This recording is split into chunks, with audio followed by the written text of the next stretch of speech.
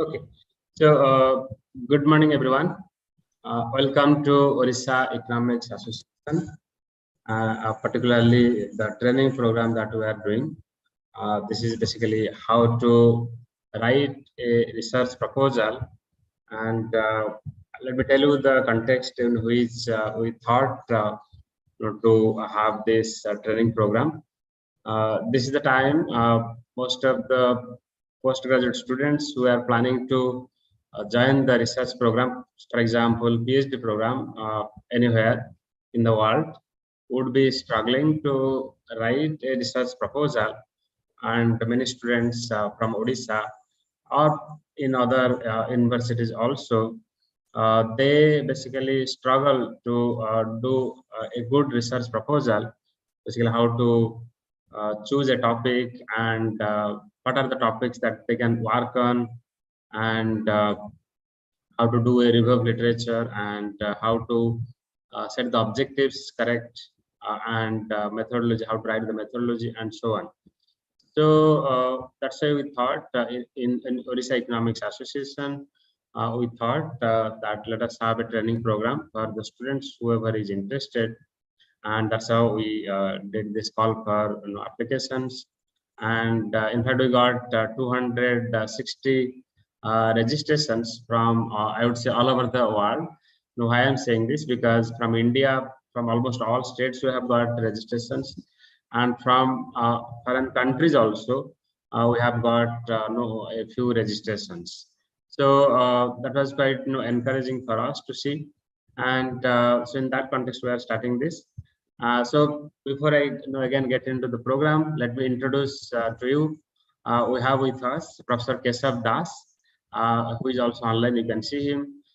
He is the president of Orissa Economics Association, and in fact, he is also a resource person who will be basically speaking in the inaugural session. And okay, so the participants who know ever is writing that the voice is low, please check your sound. No, there might be some problem from your side.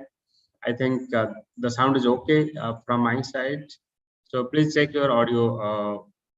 Yes.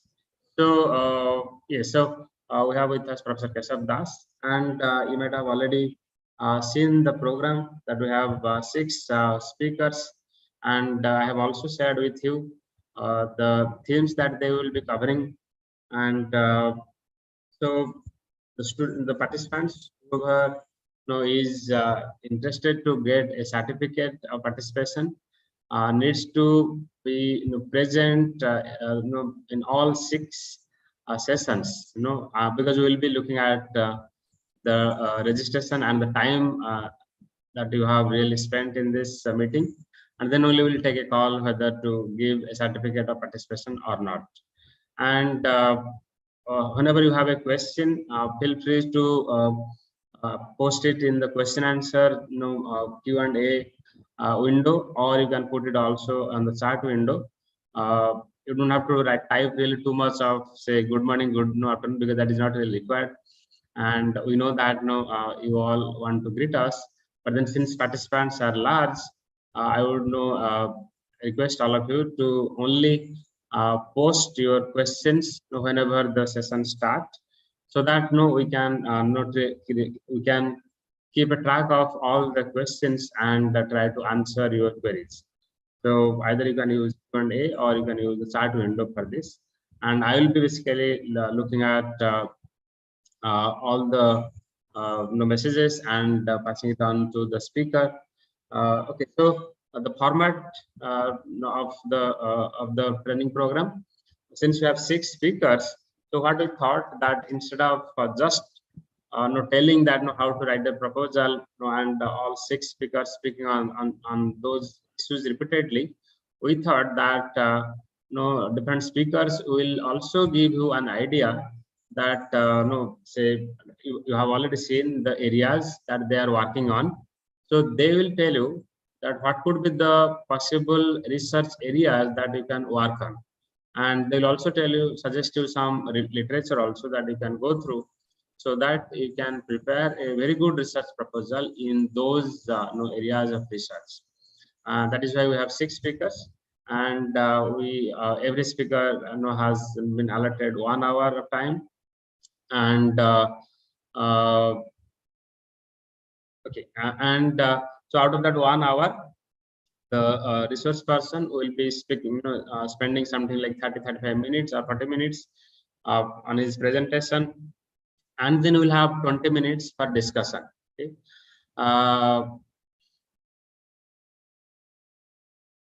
So if somebody is saying that voice is low, please check your voice, and if you unnecessarily create disturbances, we'll try to remove you from this. So don't post unnecessary messages, okay?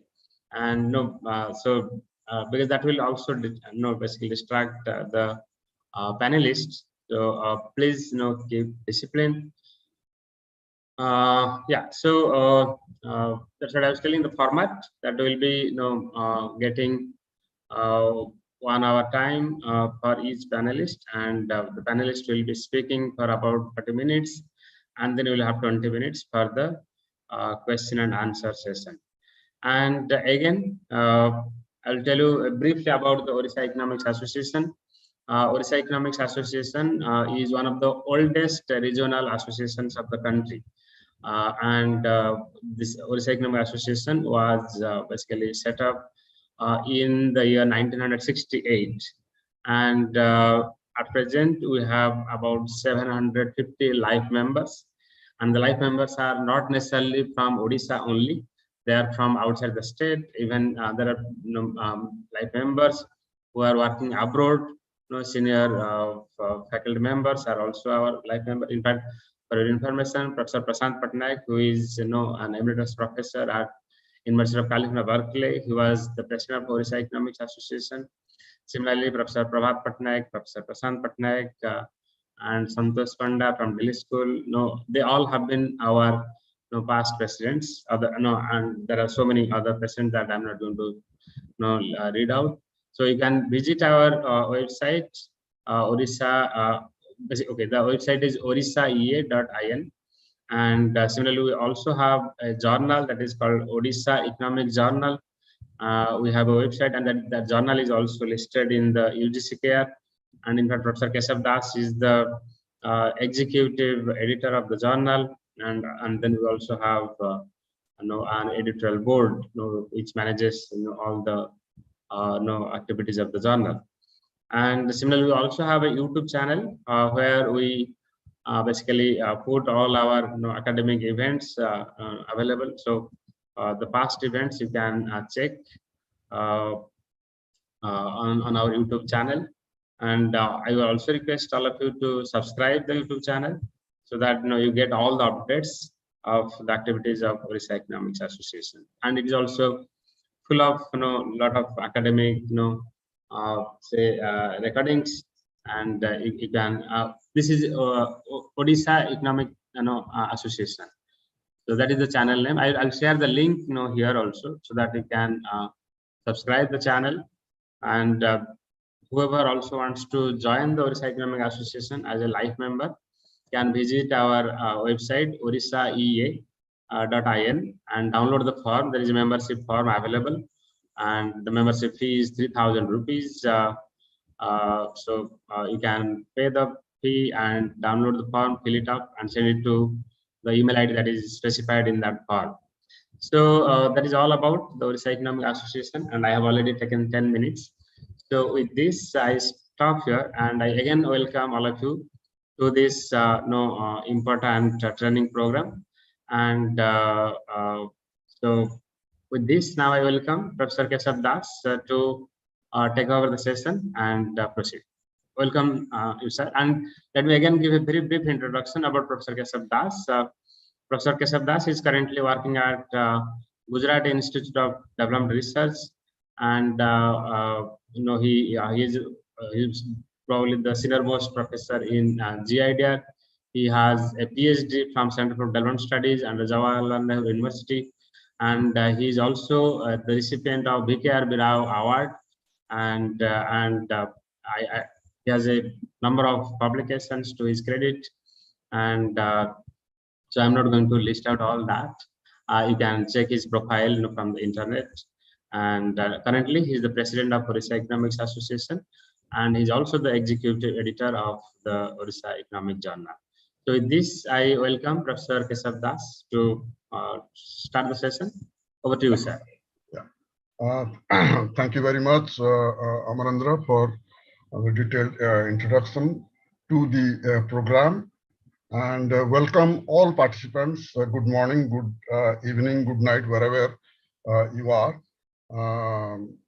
As Dr. Amarendra clarified, so this is actually a kind of an experimental initiative that we have started, and we are not hoping that all the questions will be answered by us. So we'll be essentially giving you some leads for different major topics, and of course there'll be several issues which will remain unanswered. For instance, there'll be a large number of questions relating to, for instance, interdisciplinarity, questions relating to what kind of political economic approach you might have, what are the questions relating to gender, intersectionality. So there have been several other larger cross-cutting issues which would remain, but then we'll be focusing more on specific sectors. And so what I'll be doing is I'll be giving a very, very brief sense about the sessions that we'll be having and what kind of larger focus will be there. And then I get to my specific areas relating to industry, MSME, labor, and informal sector. So please, so can I share the screen, please? Yes, sir. I think you can share. Please check. It's saying host disabled participant screen sharing. Okay. Let me check, sir. Yeah.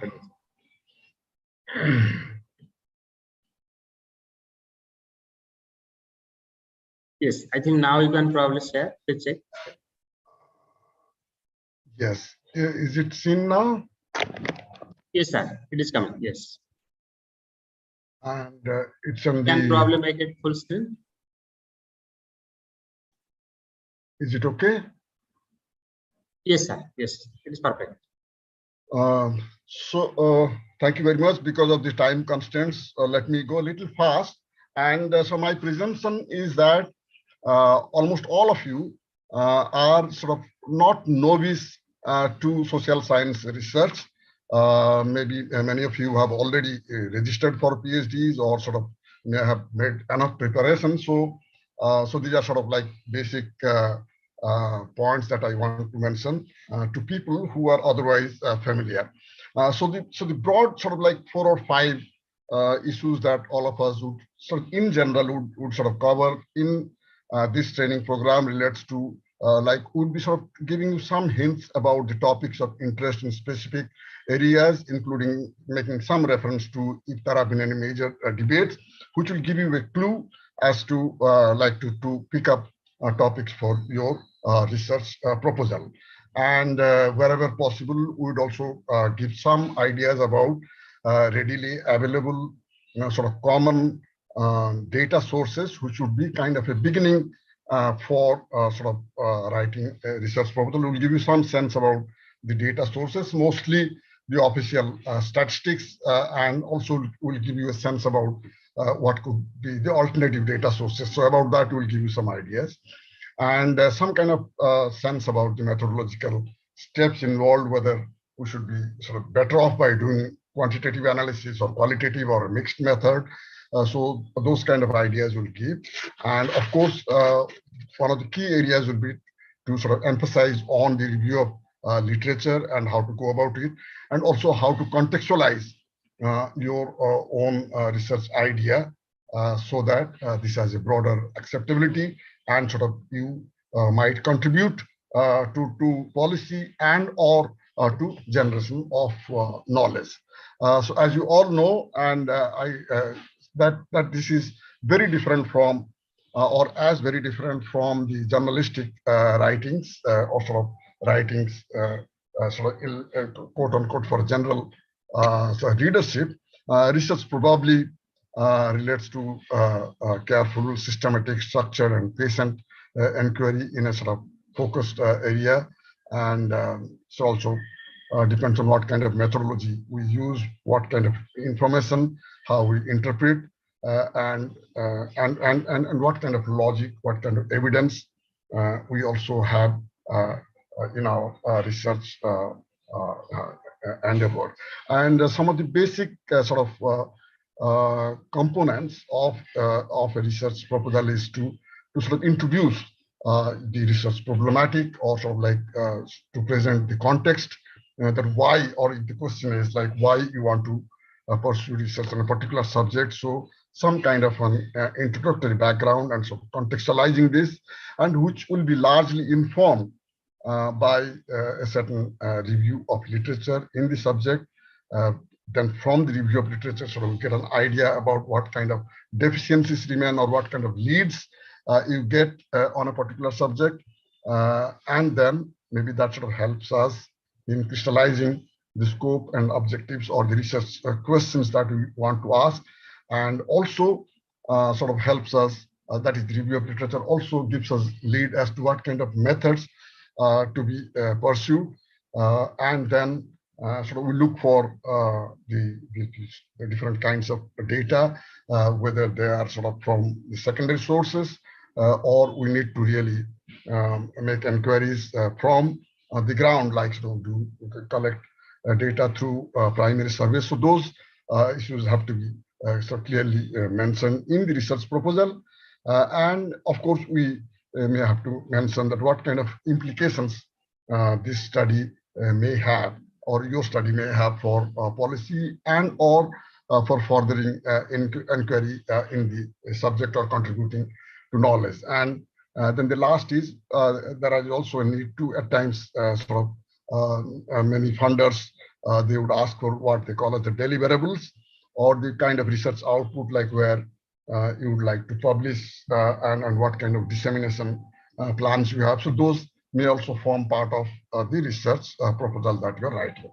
And so far as the review of literature is concerned, and so this is just very briefly, in fact, we probably need a full session on review of literature itself.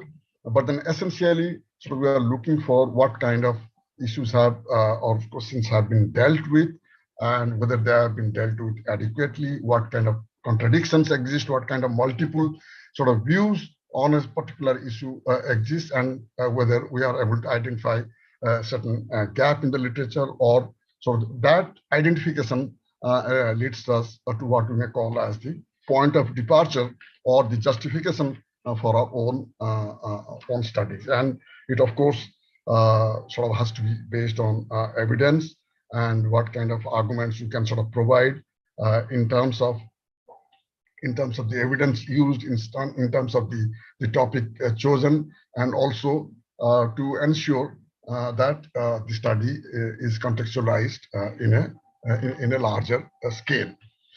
And of course, we may avoid sort of giving too much of excess evidence, or redundancy, or sort of verbosity. These are the things to be avoided. And I think the point I've already mentioned, the language needs to be simple, straightforward, and engaging. It's better to avoid jargons unnecessarily. And if there are technical terms, probably we need to explain those.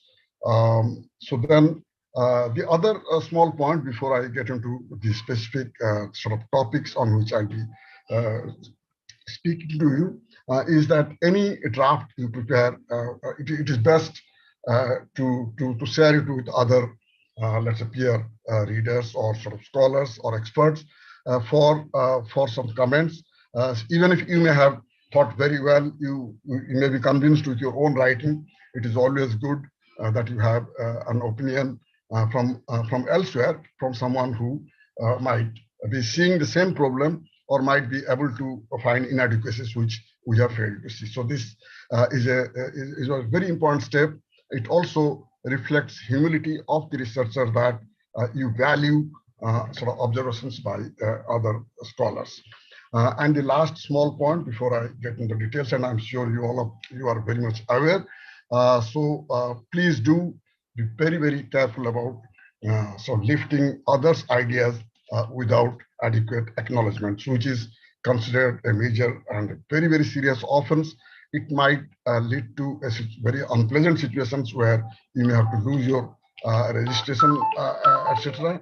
So please be careful about that. So with this, let me come to the sort of the four sort of broad themes, and very, very quickly, I'm very sorry about that. And there have been some questions as to whether the individual scholars who are attending, whether they can sort of communicate with the resource persons or not. Yes, of course, you could write to them. All of us, in fact, could be sharing our email IDs.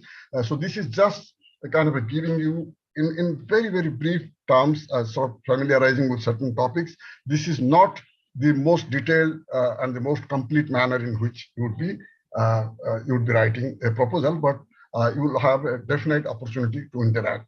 So with that, so let me sort of come to my sort of four chosen themes. So one sort of broad area relates to what I sort of what I call as informal sector or informality, as often described. So this is particularly students of economics. This is a very, very important subject because you have on the one hand, there is a huge sort of presence of informality in both production and labor processes, in the sense that, in fact, there have been very sort of unsure estimates which sort of put it as more than 92% of the workforce in India, including agriculture, sort of maybe sort of falling in this category called informal sector. The ILO describes this as informal economy.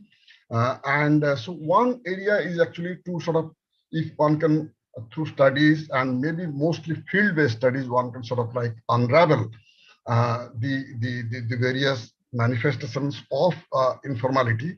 So that is one broad area that I would suggest you to consider. The other thing is, like, what is the contribution of informal sector to the economy? This is a highly debatable subject. In fact, many years back, about in the early 2000s, there was a major national level study done, of which I was a part. So there is a book called Informal Economy Center Stage. It's a SAGE publication. So that contains a large number of sort of articles by scholars sort of who have been sort of focusing on how to estimate the contribution of informal sector, whether it is manufacturing, whether it is agriculture, whether it is certain kinds of services, and what kind of employment they have been generating, what kind of value addition has been happening. So these are largely based on both the data taken from the National Sample Survey sources, also from the NCAER household level surveys, and probably very much from a large number of field surveys that one can contribute. Very often what happens that you have many of the sort of data sources which are sort of whether relating to industry or to labor, often sort of relate to the formal sector and or the registered units, if you like. So that probably doesn't give us a clue about what kind of information we have for the informal sector. So the information itself, to generate relevant social statistics on this sector itself, is a major work one can probably think of. The other thing is about this huge concern about rising casualization or contractualization of work even within the formal sector. So there is a growing sort of presence of informal work within the formal or the registered sector or the contract employment as it is described as. And in fact, if you see the annual survey of industries data, and if you see the workers who have been engaged on contract basis, so it has been systematically rising for last more than 15 years or so. So kind of implications of that in terms of labor's access to, let's say, social security, what happens to their contribution, what happens to labor productivity in this sector. So there are several such issues one could probably look into that. And within that, if you are more interested, like suppose you want to studies focused on, let's say, urban informal sector, for instance, or certain kinds of services where informality dominates. So I think so these are roughly the areas in which you can work on. And there is a huge literature, as you may sort of see through the Indian Journal of Labor Economics, for instance, has a large number of articles which deal with data on the unorganized sector, particularly relating to employment. And as you know that the NSS reports on unemployment, now they are no longer available after 2011-12. So we have data, particularly for the informal labor, if you want to get good information. So the periodic labor force survey, or what is known as the PLFS, since 2017-18. So this gives us some ideas about whether there is sort of increase in, let's say, casual work, for instance. So whether there is a rise in the self-employed, for instance, what happens to women participation. So there's several sort of clues one can get through studies on the informal sector. The one area where probably we need to focus on is this whole question about child labor and sort of maybe some of the studies, because that is where the informality can be sort of seen in its worst form. And so it would be good if more case study based studies sort of come up, which on the one hand question the official statistics, contribute to improving the official statistics, and also sort of contribute to understanding how the informal economy works in a developing economy like ours. So with this, I move to the next one, but I'll come back to this with some references, etc. later. But let me quickly move because of the time constraint. As the other area, of course, is a very sort of very popular with many scholars, sort of issues relating to labor and employment. This could be, again, as I said, that if you see the Indian Journal of Labor Economics in EPW, there have been several articles for a long time, and people are in fact discussing about sort of particularly since the reform since 1991, when sort of like we have the economic reforms, and also if you sort of come to the present times in the very recently, so the introduction of the four labor codes, so which are also having very serious implication for the social security of labor, the sort of questions relating to how sort of fair is it to encourage hire and fire, and what happens to productivity, for instance, whether the workers are actually receiving remuneration with reference to their productivity. So several such issues, and of course, issues relating to the whole question of working conditions or the occupational safety and health issues. So all these sort of new challenges which have come in the domain of policy. And these, as you know, that labor codes, because this is a very recently introduced, as you can see, 2019 and 2020, these have been introduced now. So there is a lot of discourse going on because labor is also a concurrent subject. So there are sort of policies which were sort of like devised by the central government as well as the individual state government. So if you really sort of do some studies on how these individual labor codes are actually unfolding within a state or within a particular sector, I think that might give, I mean, those may be the areas in which one can sort of write a proposal.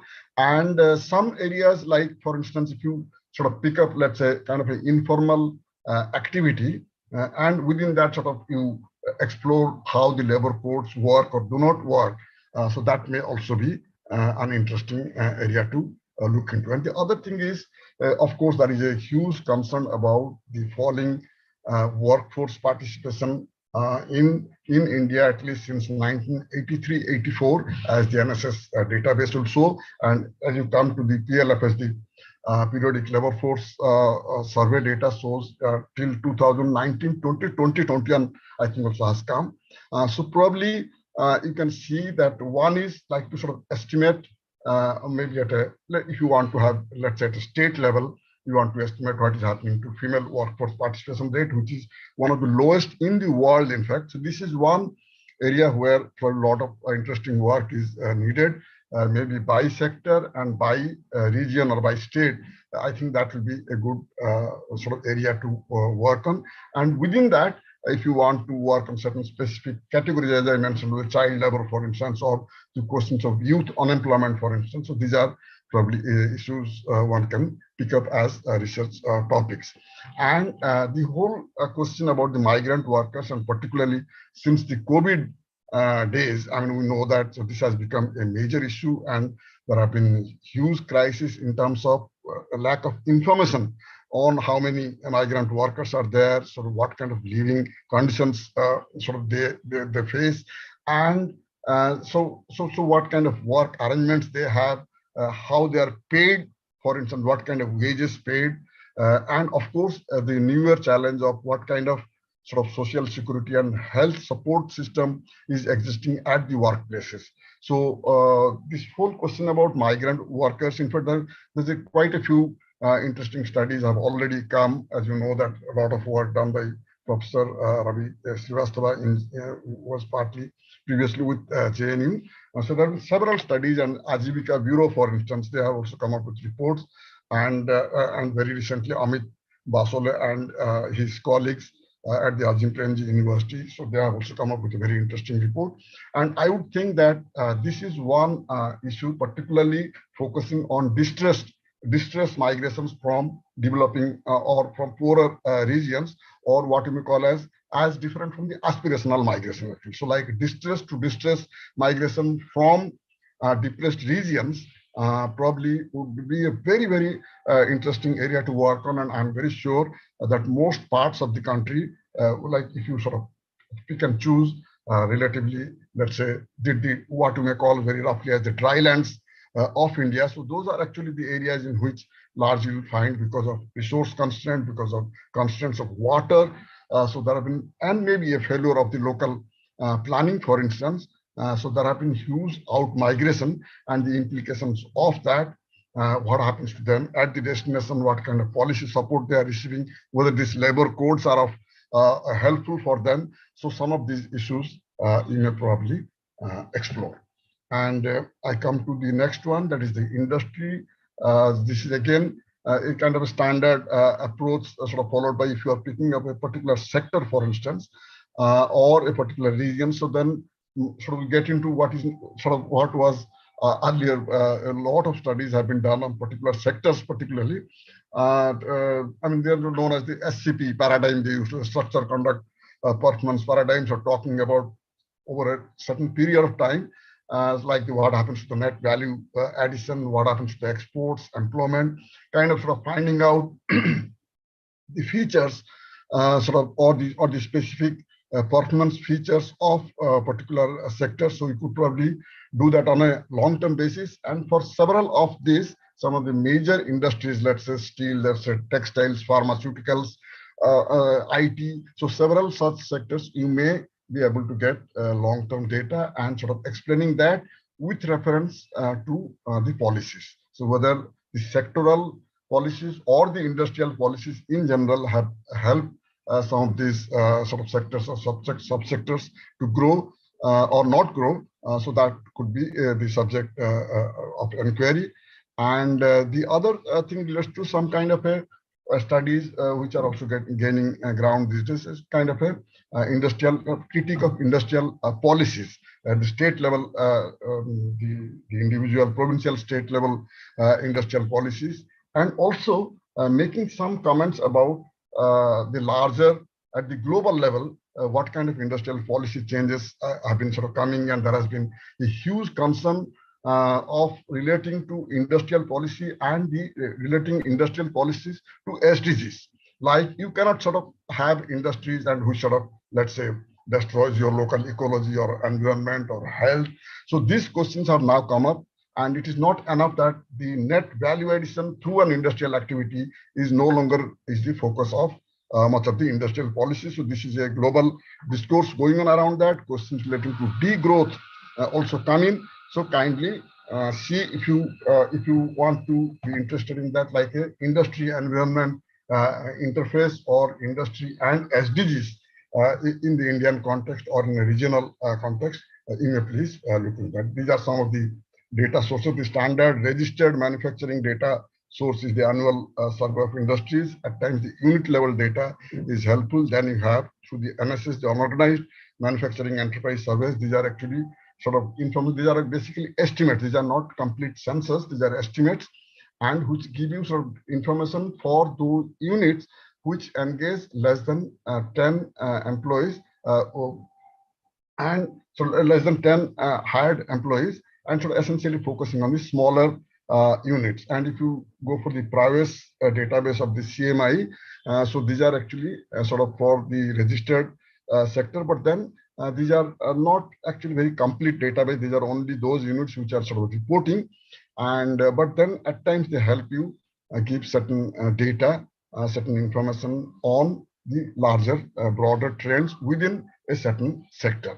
So for the sake of time, let me just go to the last sort of section again. That is MSME is the micro, small and medium enterprises, which actually is a very major part of our sort of industrialization process. In fact, they have been there everywhere. It's a huge presence and sort of producing more than 8,000 products, and they are sort of considered to be sort of helping us in sort of getting foreign exchange. There have been a lot of exports from these sectors, and there is also the whole question about generation of employment.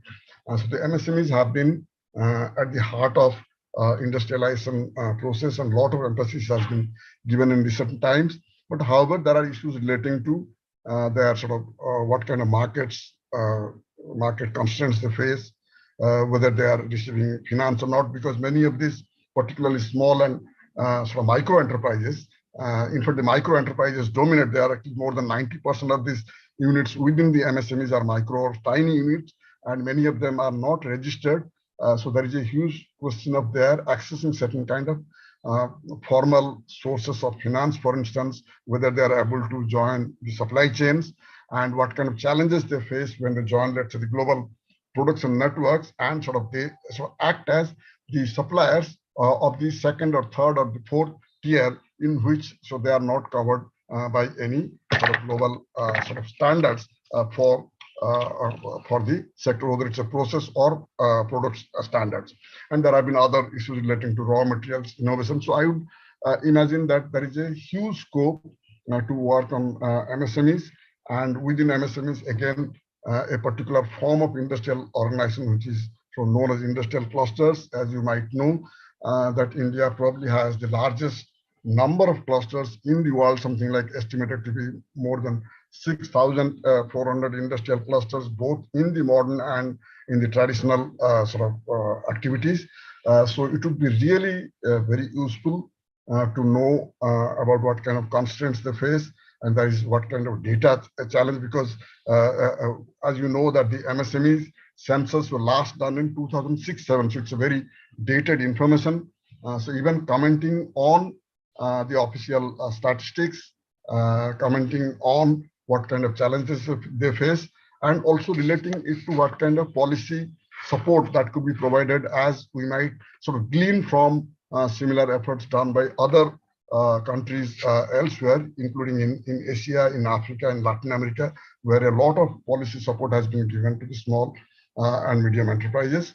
So those kind of issues probably one can focus on. So I think I sort of stop here, and I know that this was quite a general coverage, but then so the idea was just to give you some initial impression about the potential subjects in which you could probably do your studies.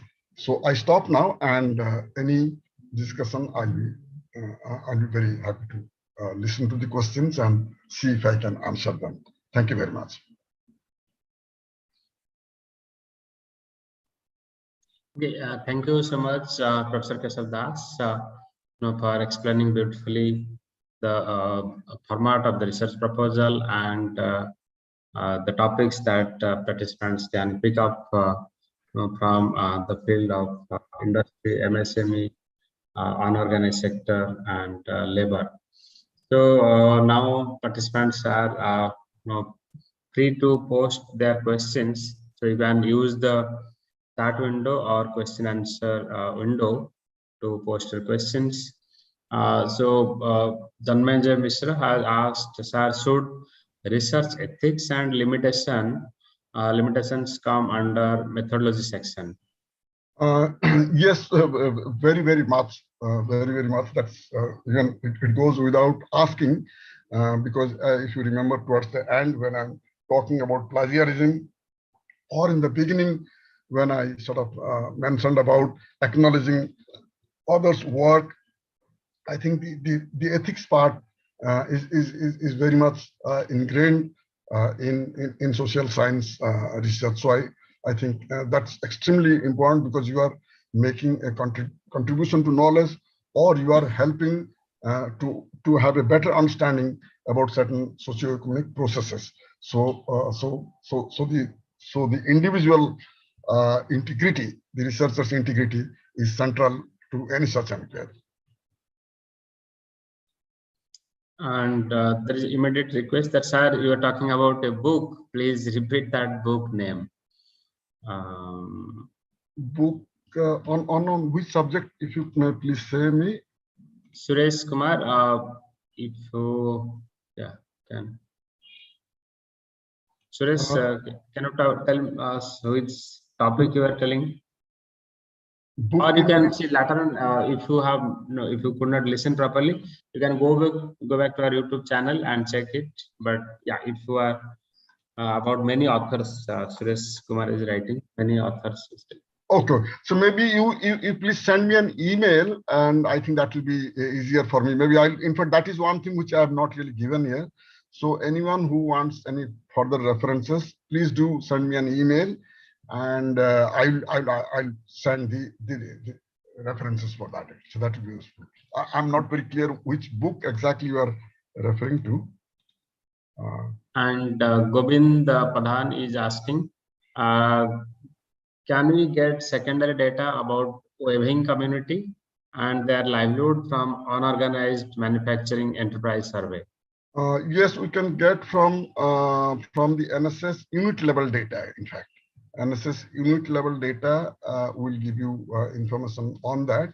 And in certain states, the state industry department, at times they also, if like for instance a state like Odisha, where this is an important activity, so you will get information at the district level as well as at the state level on the particular sector.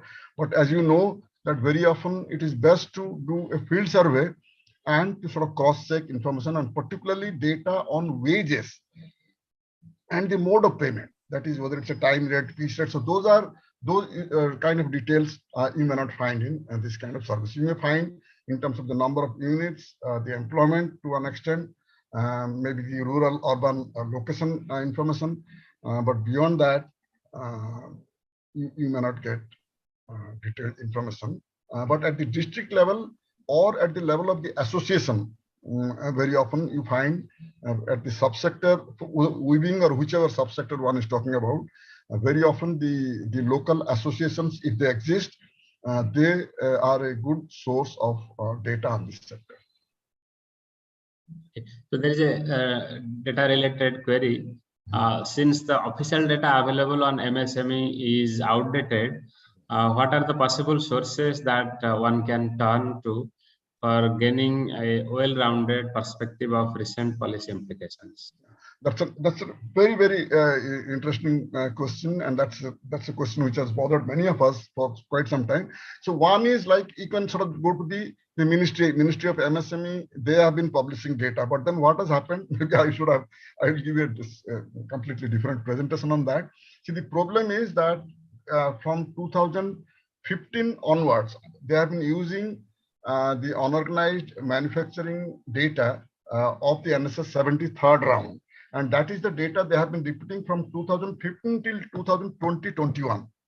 So that data, it's the same figures. And if you see the data, even on the number of units, for instance, from 1991 till 2006, you find that the number of units in India, that is the number of MSMEs in India, that has remained just the same. So there is a huge problem with reference to the data that you're questioning. But there have been a very recent work done by Radhika Kapoor. This is a working paper done at the ICRIER in Delhi. So she has tried to sort of put together both organized, that is ASI and the NSS data, and she has actually come up with some kind of a rough estimate, I think relating to 2015-16, if I remember.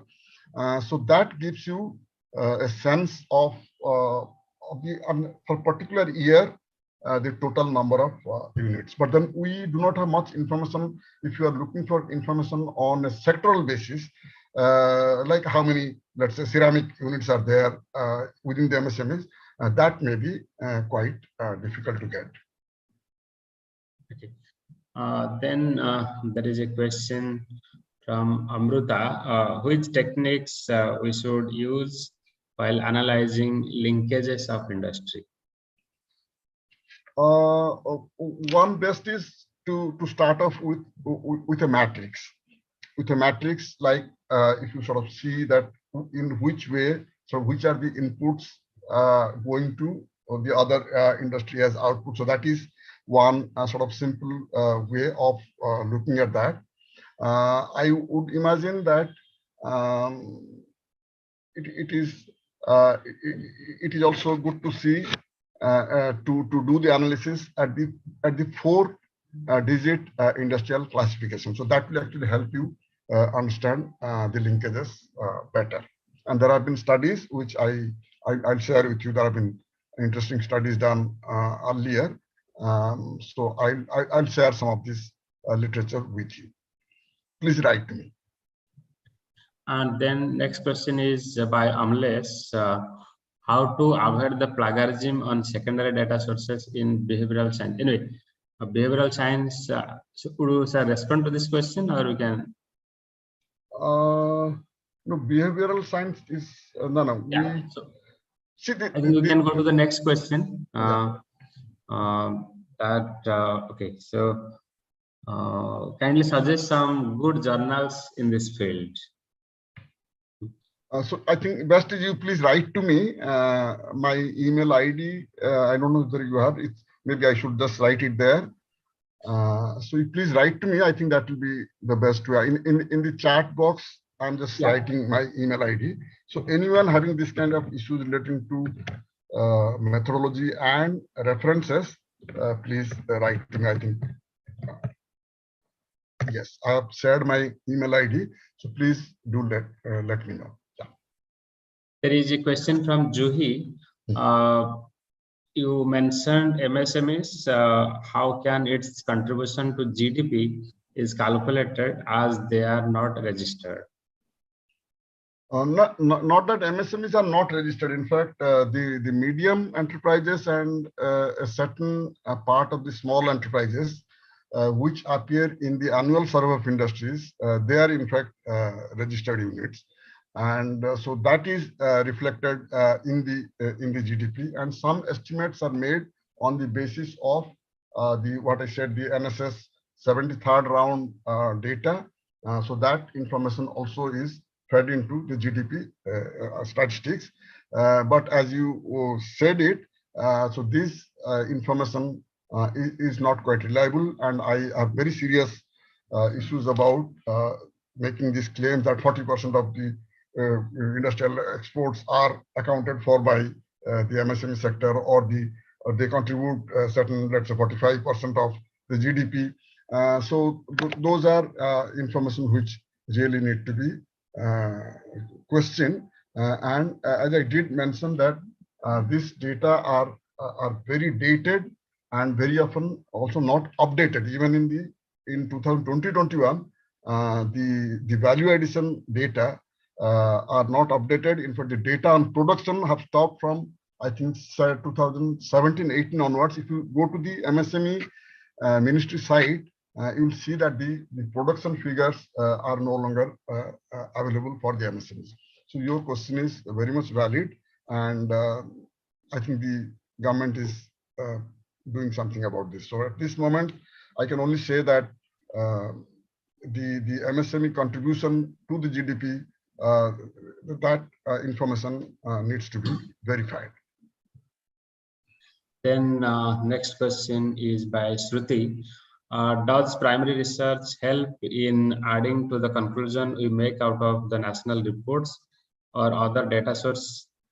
Can we trust the field survey conducted, or is there a discrepancy in the responses because of the region we choose might be rural? So the thing is, this is also a good question. The field work always contributes to a better understanding. That's my sort of because I have done a large number of field surveys across the country.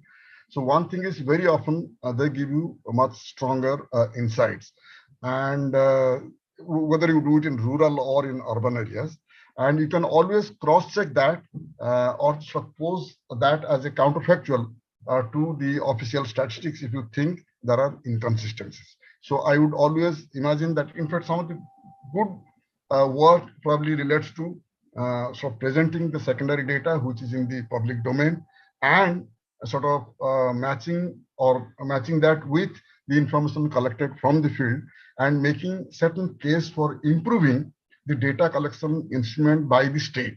In fact, the work that I was referring to, the informal sector center stage, maybe that is the book probably someone was asking, I think. I think that's the book, now I remember. That book is called Informal Economy Center Stage, published by the SAGE publication. Someone asked me before.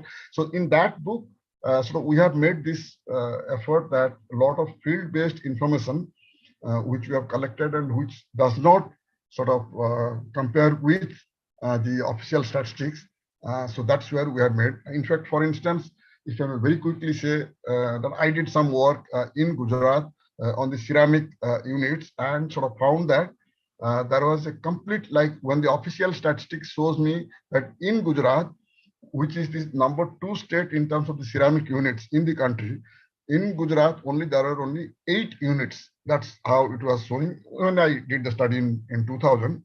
And my field work showed that it was more than 200 units. And then this is something which sort of we discussed, and sort of like later the Central Statistical Organization. So they took note of this discrepancy, and also that gave them ideas as to what kind of questions to be asked and what kind of variables to be included.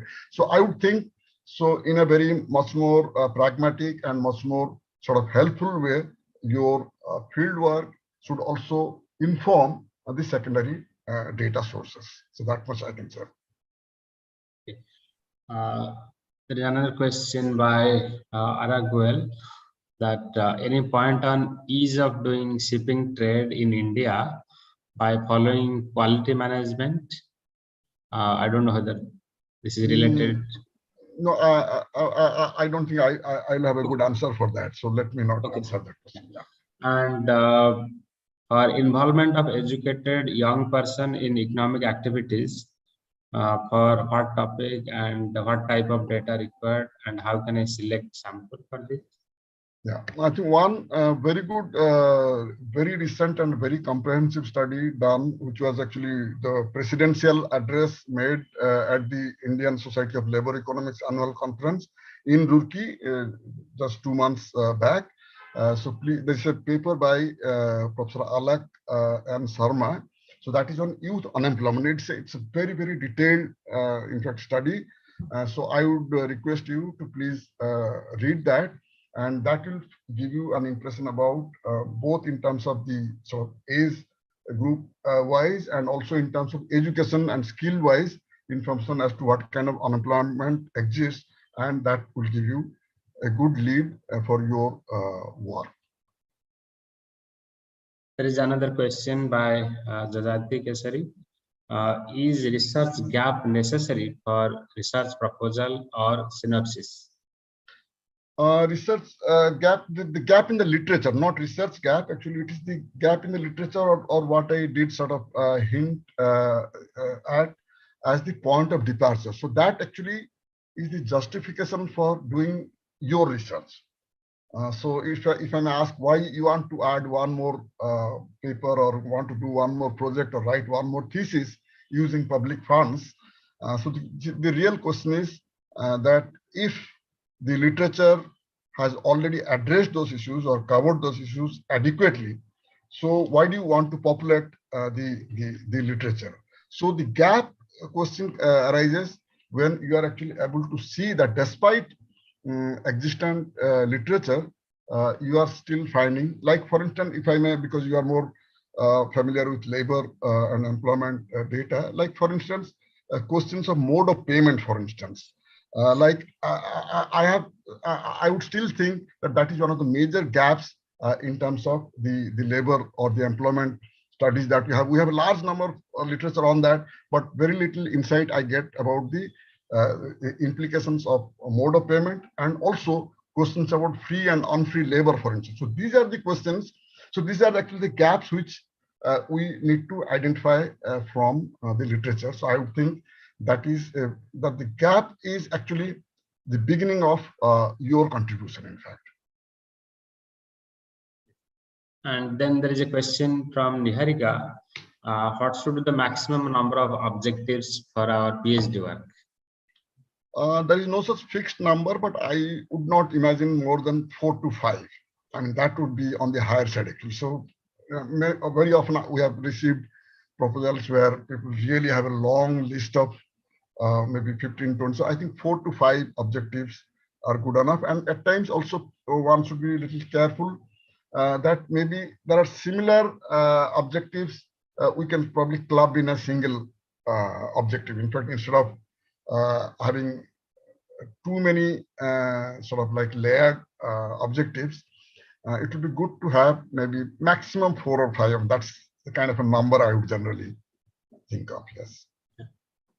And sir, is there any okay, there is a question from Subhranshu. Is there any secondary data source on street vendors, and yeah, as it relates to informal sector? Street vendors, the only secondary source, which is again survey-based, actually the unit level data of the NSS. So some information you'll get from that, but then you may not get it on a long-term basis. In fact, let me also tell you that this inclusion of street vendors as one of the categories for data collection was possible after the study that I was referring to, the informal economy center. So that actually study made a case for including the street vendors data. But as you would know that it is best probably to collect some data from the local urban local bodies, like a municipality, for instance, because they are supposed to be collecting some kind of a cess from the street vendors. So that probably is a relatively more reliable sort of information, and that will also give you some idea about the localities where they are mostly concentrated. So that will be more what should I say, relevant data source than, and you can probably also use the NSS data, which is an estimate, in fact. Okay. And sir, would like to, the student would like to buy Nagraj. I would like to work on cement bricklin worker. Is there any data already available, or do I need to collect primary data? If some studies can be done, please throw some light on areas to work on. At this moment, I know of, there have been studies done by Jan Breman and several studies on brick kilns, but then the cement brick kiln, I personally I don't think I have come across. But please write to me. Let me also check if I can help you in any way. Okay. And then there is a question from Prahlad. Sir, please mention what are the valid sources to collect research literature? That depends on, I mean, the research literature is, I mean, one is like the standard sort of literature, like the journals or sort of books written by scholars. So these are actually the standard, and even the reports, the government reports, and very often also reports by the civil society organizations. They are also very useful. So these are the standard sort of like formal literature, if you like. But then there is something called the gray literature. So which is sort of more in terms of, which is not, like people have even used novels, for instance, films, for instance, to get an idea about a particular issue. Like suppose you're talking about communal violence. So you may find maybe in a novel, or you are talking about indebtedness, for instance, the rural indebtedness, migration for that matter. So several such, and traditional, the decline of traditional industries, for instance. So there are several sources which are not necessarily like in the official statistics, but then you get insights into that. So the literature, you really have to see both the formal literature as well as what is known as the gray literature. And there are also sort of sources like seminar presentations, for instance, like the proceedings, I mean. So several such sources, and even sources which are generally not known and used are like Lok Sabha, Rajya Sabha debates, in which a lot of ideas you can get about sort of picking up a topic to work. So that is a quite a open area, but you can really have a mix of both the formal or official literature, including the published standard journals and books and reports, but at the same time also to look for other gray literature. Okay, so I think we shall stop here, although questions are still coming because it's already 11 o'clock. Okay. And we'll have other session. But since a lot of questions are coming up, I think we can tell the strategy. In fact, what we have thought, since this is one-day program that we are holding today, what we have decided is that if people are interested to have more discussion on a specific topic, then they can show their preferences at the end of the program today. We'll share a Google form with all of you.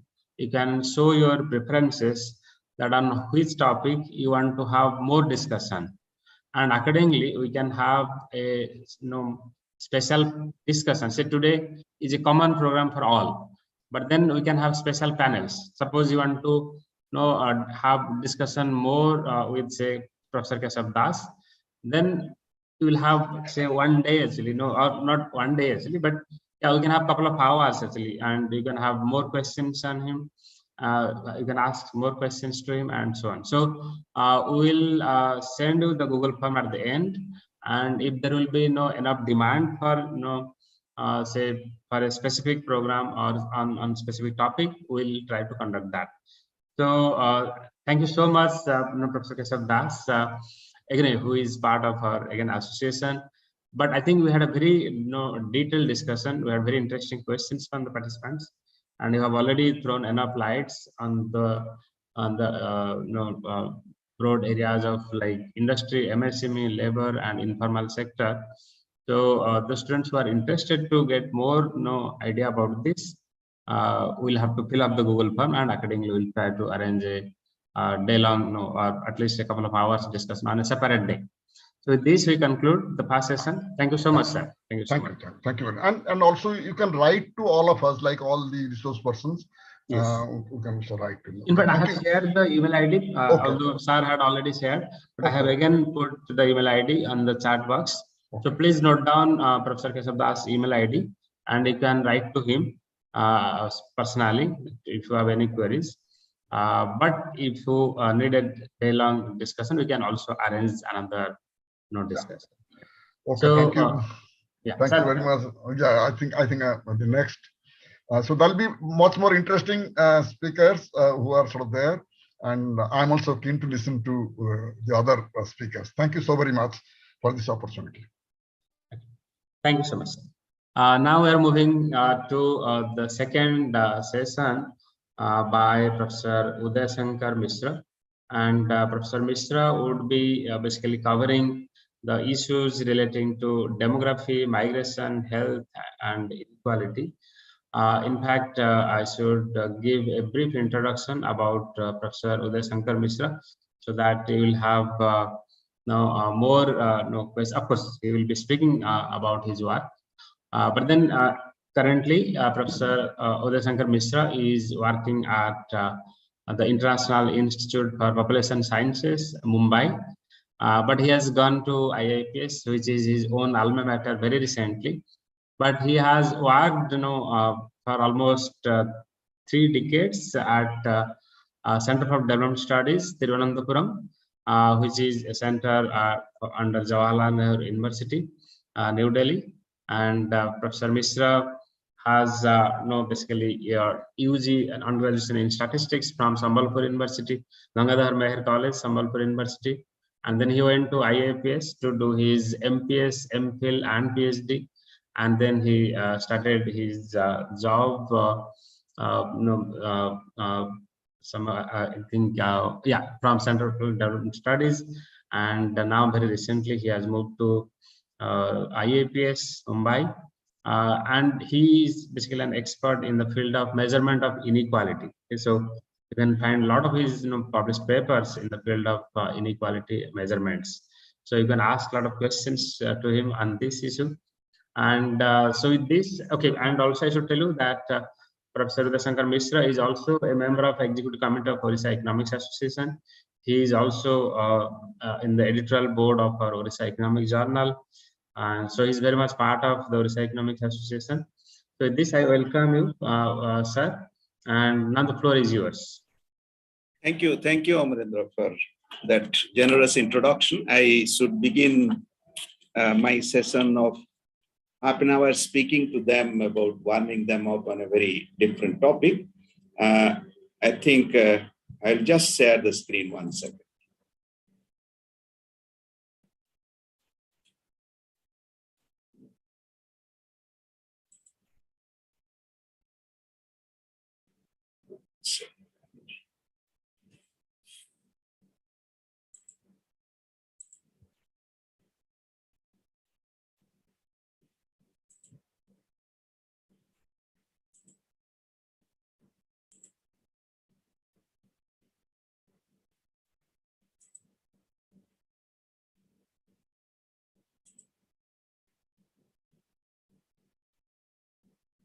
Is it visible, Amarendra?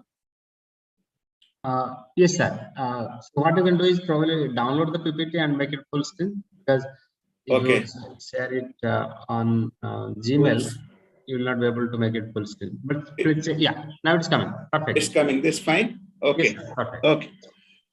So you see, I mean, as all of you know, that this is particularly a very experimental endeavor by all of us to generate interest in young people with regard to writing research proposals. So the theme that is given to me is population, education, health, and migration. And this is the social sector theme that I would be discussing. But before I go on to talking about research proposals, I must tell you that what exactly I will hint at. I will actually hint at few selective curiosities in these areas that, and it's about database availability and all is one part of it, but also the kind of questions that can perhaps be leading to writing a kind of a preliminary research note, which all of you would be interested in when you make an application. I mean, that was one of the discussion that we had when you go forward for postmasters, any doctoral or research related studies in institutions. You need to write whether it's a statement of purpose, whether it's a proposal, okay? So this lecture is particularly for what? This lecture is particularly to acquaint you with certain issues, also give you a kind of a broad sketch of where do you begin. Like, you're filling up an application, suddenly you find that you have to give some 1,000 words or 2,000 words of statement of purpose or a research proposal or a brief research note that on the basis of which you will be shortlisted for the interview or whatever selection institutions. So proposing a feasible research problem is always a botheration for amateurs, for people who come into doing research initially. But I must begin by saying that, first of all, don't worry about what data is available, what problems you have read, how much literature have you covered in terms of reading. Don't worry about that. I would rather say, tell yourself what question bothers you. What is that question which is bothering? You should have a question in mind. And then think about that question's answer if somebody wants to give. then what are the kind of common understanding available, common answer or common perception around that question that is known in them? That's what we say as understanding known, available. And once you have these two things which I have put on the screen in your head, you have to follow a basic structure. To prepare 1,000 words or 2,000 words of description of a research note, the basic structure that you will follow is, as I write, what, why, how, and finally the expected outcome. Why I wrote in simple terms as what, why, how, and finally expected outcome, because I just give you resemblance of these words in terms of our what is called jargonic language or the fundamentals of research proposal content or structure that we follow. That is basically problem, motivation, rational, objective, methods, and potential value addition. This is just a replica of what I wrote as what, why, how, and finally the expected outcome. If you follow this structure, make it into boxes and fill them up. Fill them up in a manner that you yourself are answering what. What is the problem that you want to answer? You are actually talking about why. When I say why, is that problem relevant? Is that problem, are you able to contextualize and place that problem in the larger scheme of things? You can't say that I want to study this village and this particular population and say that what is happening there or a particular issue there. That we have to always, anything that we do in research, we have to actually put it in the larger context, in the larger dynamic. And that is what is called why. And how is the way, approach, method, data, manner in which you will address that. And finally tell, if you do that, what way does it add to the stock of knowledge, to the stock of literature? As simply as I can put it, this is how I do. And I, in fact, do give lectures on a full topic of, structure or design of a research proposal, where actually this is where I begin. So therefore, I just wanted to acquaint you with making your mind focused with relation to where you draft a proposal. Now, the areas of concern that is given to me to address are population, health, education, and migration. All these themes are actually, you find starting from newspaper to standard popular reading places, you find a reference to these issues every day. And these issues are not something which is gaining significance today. It has always been there. In fact, what is happening is it is coming down to the larger development discourse in the current environment of what we are moving towards, so far as social science research issues are concerned. Now, population concern is a commonplace discourse, and people feel that it is about population size, it's about population growth.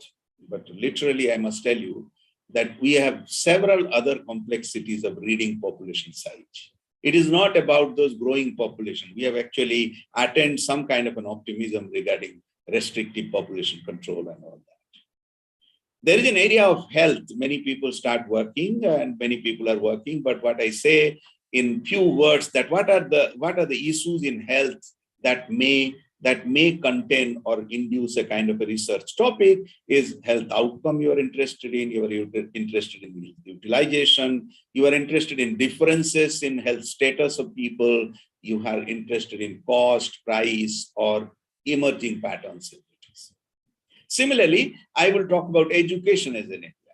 Now, education as an area fundamentally is not like people write a proposal on education. You want to work on the area of education. In fact, I must here itself tell you that this is a very, very underworked area, so far as social sciences are concerned. There are very few people who focus in the area of education today in our country.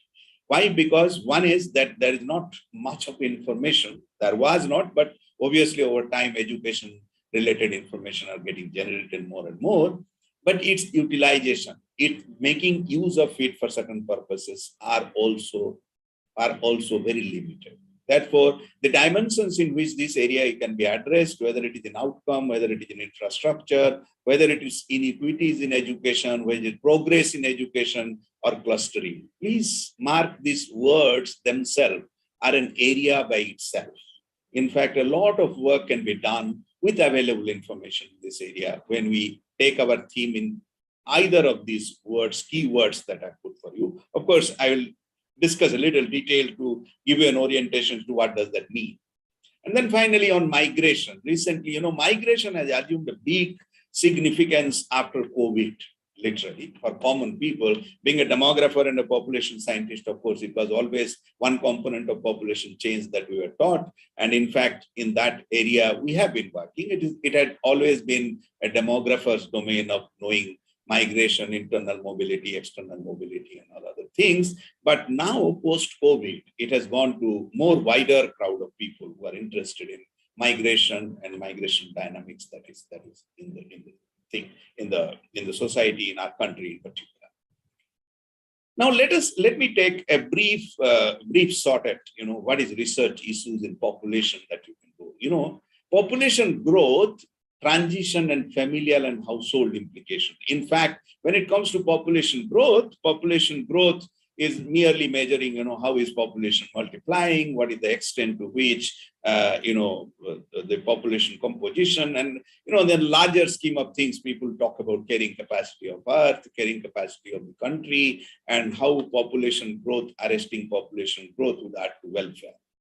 But in this process, there are things which are getting overlooked and which have a lot more bearing on understanding of welfare, is basically transition, the familial and household implications. Because if population growth is getting arrested, it's not getting arrested isolatedly in terms of count, but it has its bearing on the kind of transformation that is happening to households, that is happening to families, that is happening to the compositional aspect.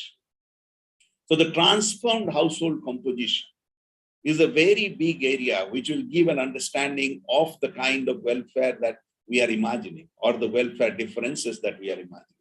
It has implication for child, adolescent well-being also. So there are information on household composition. What I mean by composition. Composition is, there are a variety of statistics which are available. But if you look at government programs and scheme of things, they are all targeted at households. And households can be designated for adversities, not merely on economic parameters. It is on the attribute of individuals within the household. For instance, how many households in India are having a disabled person? How many households in India are having a widow within it? How many households in India have no children of school-going age?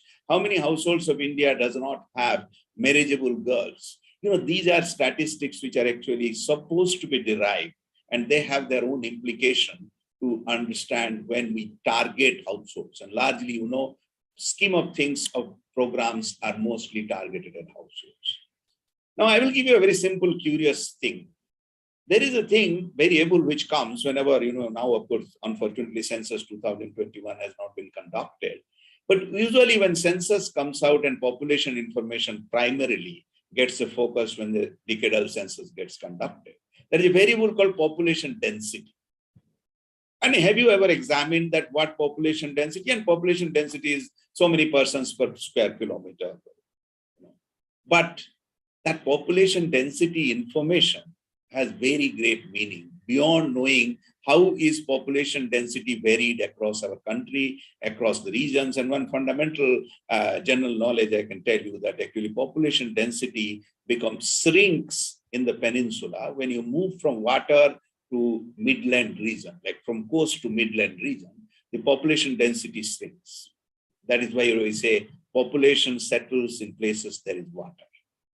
So this is a common thing, but population density as an information, as a marker, has a lot of meaning in understanding and evaluating provisioning cost and comparing indicators. You must be like, every young kid nowadays are interested in this environment of sustainable development goal and all kinds of indicator-based monitoring and evaluation going on. Everybody engages with indicators. But have you ever thought of the fact that how are these indicators getting biased and how should they be evaluated remotely away from not considering population density?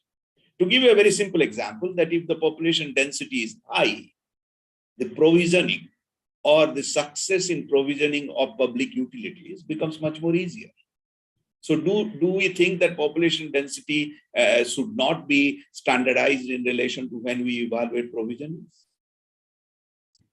Why I'm giving you this is how key questions can emerge, because if you understand every indicator that comes to your hand. Issues of concern in populations are umpteen number of issues. If you look at, there is sex ratio, there is coexistence of child marriage and delayed age marriage, and to all this concern, is development the answer? Should you read all these transitions in these parameters with relation to development? That becomes a very, very important, pertinent concern. So if you take any of these parameters and try to examine it in detail, and particularly from a development lens, you get to a research problem that is in front of you. It is up to you. How do you say, how do you argue, how do you articulate that? Say, for instance, there is a recent celebration, about low fertility. You must be reading the newspaper. The National Family Health Survey 5, 2019-21 is out, and newspapers are full of saying that we have reached replacement level of fertility. India has achieved a fertility level which is considered as low fertility. Well, there are disparity across groups, but low fertility is at end, which we say on an average, every woman will have 2 children at the end of her reproductive span.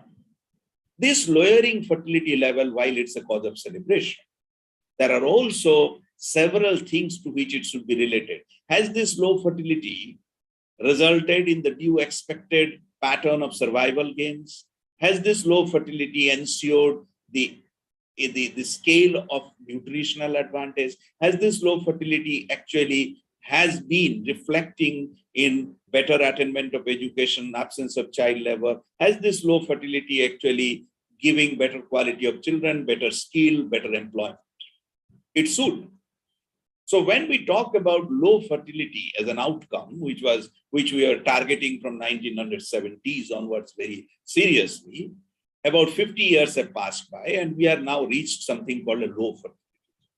It is always important for us to relate whether this low fertility links to any of these other related outcomes, and does it have a bearing? If you have, then you have a question at hand. Now, I will give you some idea about people. I think, as I just now stated also, that one of the areas that is very, very underworked and not worked in great length is education. And if I ask you, any one of you, a question, what is the commonest indicator of education that you are aware of? You'll say literacy. Now we have literacy, years of schooling, rising levels of education with aspirations. We are actually, you must have read, being this generation kids, that you must be knowing the new education policy coming out with a lot of optimism that we will actually transform the educational scene of the country. It is high time that we actually work in the area of education, evaluate educational attainment, describe the scenario of education, the differences, inequalities, and many other related attributes of education, which is not talked. I am in this very short lecture able to flag some of the issues which will perhaps interest you. An individual indicator. Education, education is an individual indicator. It's an individual attribute. Educational attainment by its construct itself is individual. But if it is an individual indicator, don't think that it has an individual welfare derivative. The welfare derivative of attainment of individual education goes beyond the individual. And this is an area which is very important. How a level of education of the younger generations are bringing welfare to the entire household. And there is, I put a terminology in front of you called proximate externality. What are the externalities of individual attained education? How do we derive? Have you ever thought of deriving an indicator called household educational indicator? You must be aware that in large scale surveys, you are constrained by this and use alternatively as the head of the household's education as the indicator. I'm sorry to tell you that does not represent. What represents the entire composition of education of household members? What represents is their distribution, because education is one variable which is attained at an age and stage in life. Obviously, younger generation have better levels of education than the older generation. This pattern you will get permanently. But when it comes to its welfare derivative, it is important to develop and look forward to a household educational indicator, which is very, very important. And there, this whole aspect of proximate externality becomes very crucial. Second concern in education research, educational progression. That means attaining school level of education to higher secondary level of education to better level of education. educational progression. Who progresses to higher level of education? Are everybody able to progress to a particular level of education? In fact, educational progression is one of the dynamic thing which needs examination. Under this environment of claim that we are expanding educational infrastructure, we are actually reducing educational barriers, we are allowing people to have educational attainment with different ways. So educational progression is another facet that needs focus, that needs attention. One more thing which I tell you, which is very, very important when I talked about education, and education is a variable. People are getting educated. Often, we have this tendency in forming indicators, we count. We count people, how many are illiterate, we count how many are graduates, we count how many are secondary level education, we count people with attainment of education. But we often forget that this count is having a bias. This count is coming from where? Is educational expansion about educational endowment? Is educational endowment clustered? Is educational endowment, when I say educational endowment, are the new graduates that we are counting, the number of graduates of growth in the number of graduates are coming from households where there are graduates. The question is, this is called clustering. Clustering of a basic welfare variable, which is education, itself will generate its all inequalities possible, generate all kinds of adversities possible, differences in terms of welfare possible. Therefore, this becomes a very, very potential area of work which people should do as to clustering of educational endowment. Then comes, if you talk about an individual indicator, as I have elaborated on the top, it has welfare derivative beyond the individual. That particular aspect needs to be carved out, measured, how much, and in which situation and circumstance does it happen. So actually, it is not important to just see trends in education or just claim that, oh, gross enrollment rate has gone up. I'm sorry, those indicators actually do not tell much. They are mere numbers. As researchers, you must go into the dynamic of addressing where is it, how is it, what educational variable can you talk about? Even a very simplest thing, educational environment itself tells you the educational gradient of an outcome. And you all know that we often put education as a variable. Many of the outcomes regression, if you see, there is an educational gradient. That educational gradient is different across different educational environment. This is all about education, I can say, but I don't say this is exhaustive. This is something, a very rapid thought of mine, which I feel that, you should be focusing on and talking about. Now I should move to research issues in health. And this is also something which is also, drawing attention of many people. Many people are nowadays, because of one reason is because of availability of information. And second reason is that perhaps education and health are two domains of work which needs more rigor, which not merely because we are generating more information, you can just write report kind of material or generate report kind of material which will suffice the purpose. But you should go to examine it in depth, giving some indication as to what are the realistic changes that is happening. On the surface of it, indicators do show some changes. For instance, first question is population health versus individual health.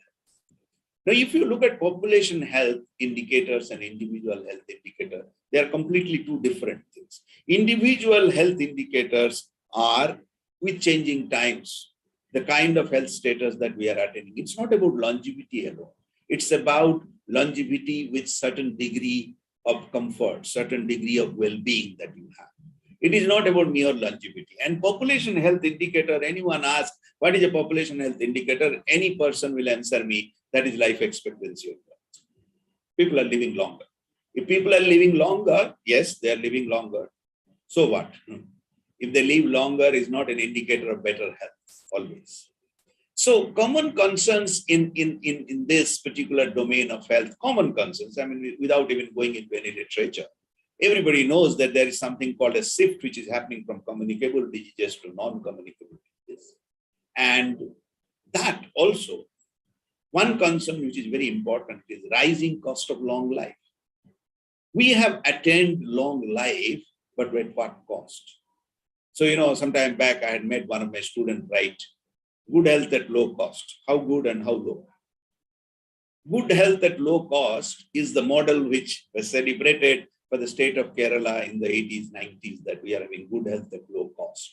But it is how good and how low needs an examination. Another very, very pertinent and little bit more debatable concern in the area of health, which I'm raising here, is that are rich living longer than the poor? The inherent reality is this, that actually rich live longer than the poor. We never expose this dimension. Why? Because when it comes to longevity-based information, if you go to the sample registration system, it generates life tables and provides you, which has only two segregations parameter. One is gender, another is residence. You do not have anything else. And reason given is that it is not possible to give you mortality information with all these segregations. But for your information, with all these large-scale surveys and other things which are now in place during at least last 1.5 decades, we are able to estimate, we are able to know rich and poor divide in longevity. And rich do live, approximately I can tell you in India, a rich that is in the 5th quintile versus the 1st quintile. If I do, the 5th quintile people live 17 years longer than the poorest quintile. Does it not raise some curiosity among you that poor live shorter than the rich?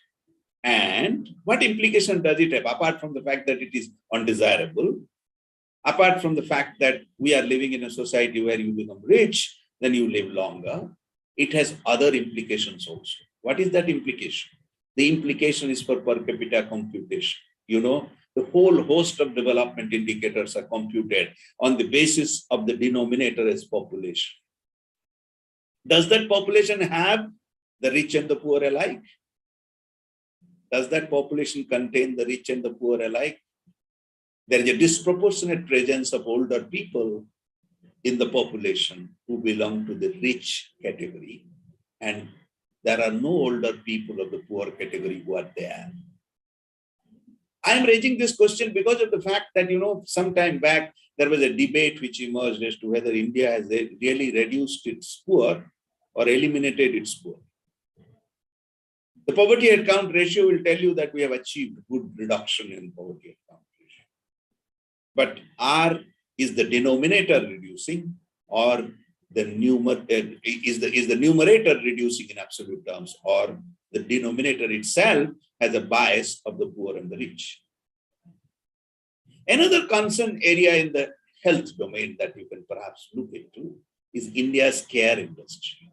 With this population transition, there is inadequate response to the rising demand going to transform family composition on one hand, living arrangement that is happening, emerging in later years. We have a great deal of scope to work on.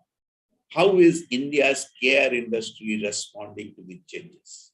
You might say that these changes are merely urban. I will tell you with evidence that it is not merely urban, it is rural as well. The transformed familial and household compositions are a reality. And living little longer is also a reality. Living with adversities is also a reality. And there comes the role of care. And care industry need to respond to it. Now, there are three domains in which most of the health literature can perhaps be grouped into. And, when you talk about, if you're focusing on child health, you go to examine child health because there are a whole host of surveys and repeat surveys. And basically the Sustainable Development Goal environment has actually energized generation of information on health very, very periodically. And those are matter of discussion in every circle. And as researchers, you must also relate or examine or contribute to that. When you talk about child health, you broadly look at maternal attributes, the nurturing environment, and healthcare seeking. That will cover the entire explanation of the changing child health dynamics. But there are controversies which I am not trying to actually bring in here, that one domain of comparison, development of indicators and everything is to keeping with global standards, keeping with global comparison. That does not take away from the fact that we should have a local reading as well. So when you want to examine these indicators, its availability being so much easy with all these large surveys, you need not go for survey, but you must examine them and attain the ability of handling these data sets. You can actually raise numerous questions which will be relevant. Next component is adult. In adult health also, we have a whole lot of information getting generated with lifestyle factor changes, affluence, habits, substance abuse and many other things. And you can examine the situation of adult health and ideal situation versus what actually we observe. And in fact, within that, is there a kind of an inequality in adult health outcomes, which is emerging because of these attributes. Then you have late age health, which is actually not elderly health. We say late age health means late as adults. Your progression to non-communicable diseases, when is the onset shifting down? As we say, onset of non-communicable diseases are shifting down in the life course, and you are going to live longer with NCDs. The cost of health interventions, the kind of rehabilitation required.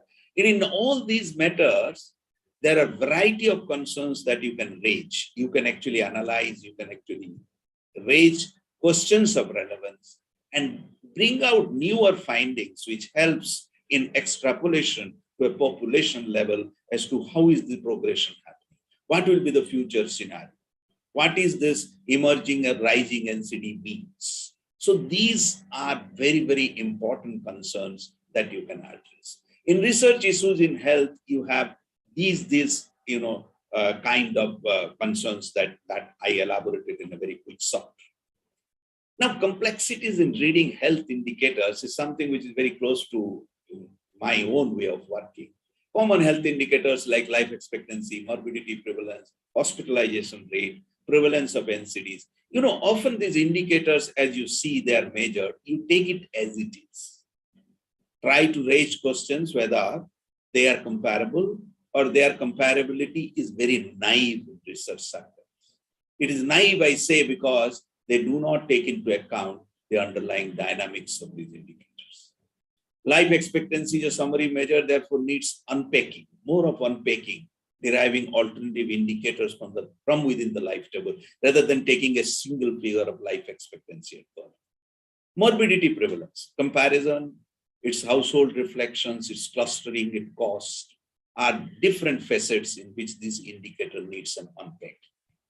Do you think that, this whole idea of crudeness, which we talk about, and we say it cannot be compared, we are often saying these are crude rates. Don't think these available rates that we use are not crude in their own way, they are also crude. So we need to apply the compositional features to make these indicators more robust, more comparable. And the commonest thing that we do is temporal comparison and cross-sectional comparison. So basically, what I've written, why we need this all kinds of questioning or inspecting these things, is better comparability over time and space.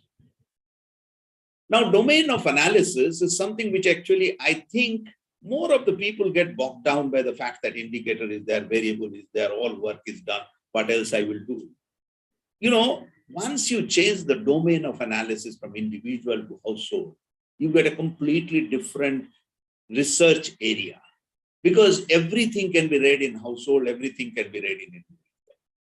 Characteristics domains like social group identities and economic class-based analysis, which we do, are largely not to be put as individual. It has to be done at a household level. So that calls for developing a lot of indicators into household domain indicators. Suppose consider the instance of poverty head count. It's an head count. But are poor concentrated where? An individual household might have 7 people, 7 are counted as poor. That's a poor household. Household are point of intervention, not individuals. Remember that. Therefore, I stress so much on domain of analysis. And any adverse outcome, I'm just writing poverty, but any adverse outcome that you talk about at an individual level please try to focus that and shift to domain of analysis to household. You will get more clearer understanding and you can make a contribution in terms of what is happening to those households. When I say individual vulnerability, there is something called a household vulnerability. We are not electricity boards. We belong to a household. My own privileged attributes do not add the welfare to me unless I count for the household I belong to.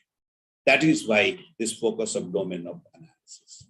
Some demographic hints, because I'm a demographer at the end of the day, I must say that cautions against comparing the incomparable. There are many comparisons which are going on, are not possible to compare.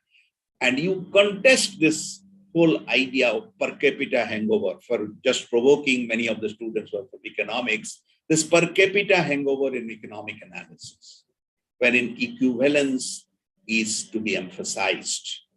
That is very important. And one of the theses that actually I personally promote everywhere, levels are always read in consideration of characteristics composition. Definitely don't read levels just like that. And levels are themselves are not, they're blind to actually characteristics composition. And characteristics composition makes a big deal of a difference to reading levels in that robustness. Okay. So lastly, I mean, I just 1 minute more to take is about migration. You know that mostly the migration information analyzed in literature concerns magnitude, pattern, stream, characteristics analysis. That's a commonplace thing. But I will give you certain newer way of looking at migration duration. Why I am talking about duration? Because the duration a migrant is in a place is reflecting that that place sustains that migrant. We often in commonplace talk about, is this place more adaptable to migrants than the other place? How do we examine it? We examine when you have long duration migrants available there. India, the entire country may not have this duration examination. If you do, they may not be the same across. Another feature that is never analyzed in migration literature is like education, like health, migration is also an endowment. If a household has ever had a migrant, it has the migration endowment. It has the mobility endowment. It will induce migration. Looking at migration as an endowment of the household. A household which is a migrant, a return migrant, or a future migrant in preparation, migration as an endowment, figuring it and taking it as an endowment is very important to do analysis that what will be the perspective in which future migration will surface. Cost of migration, it's differential across economic hierarchy. Are everybody equally likely to migrate? Is there no barrier to migration? These are concerns which you should raise. Who migrates, we always see. But those who want to migrate are unable to migrate. That's also important. And finally, this binary that we have between migrant, non-migrant, don't try to do things in binary calculus. Is migration the divider or something else the divider? It may falsify and show to you that it is migration. It may not be. It may be something else. So don't try to consider as a binary approach to look at migrant versus non-migrant. Okay? So thank you very much. I stop here and take some questions of yours, please. Thank you so much, sir. Now I invite all the participants to post their questions on the question and answer chat window, or question and Q&A window, or in the chat window. But I think there are already a few questions in the Q&A window. So let me take them. R.K. Tripathi has written, I am a PhD scholar and my core interest is healthcare economics. How to choose the topic? I think, sir has already, spoken a lot. Sir, would you like to again speak something? Yeah, because you see, often health economics is an emerging area. It is actually very youngsters are coming into it. But, if in health economics as broadly, you talk about pricing, you talk about, healthcare utilization, you talk about insurance, you talk about some of the, I mean, you can't do health economics is my area, what do I work? You need to read one of these and then concentrate on the literature. Then you perhaps can develop the problem of working with health economics. Thanks for the question.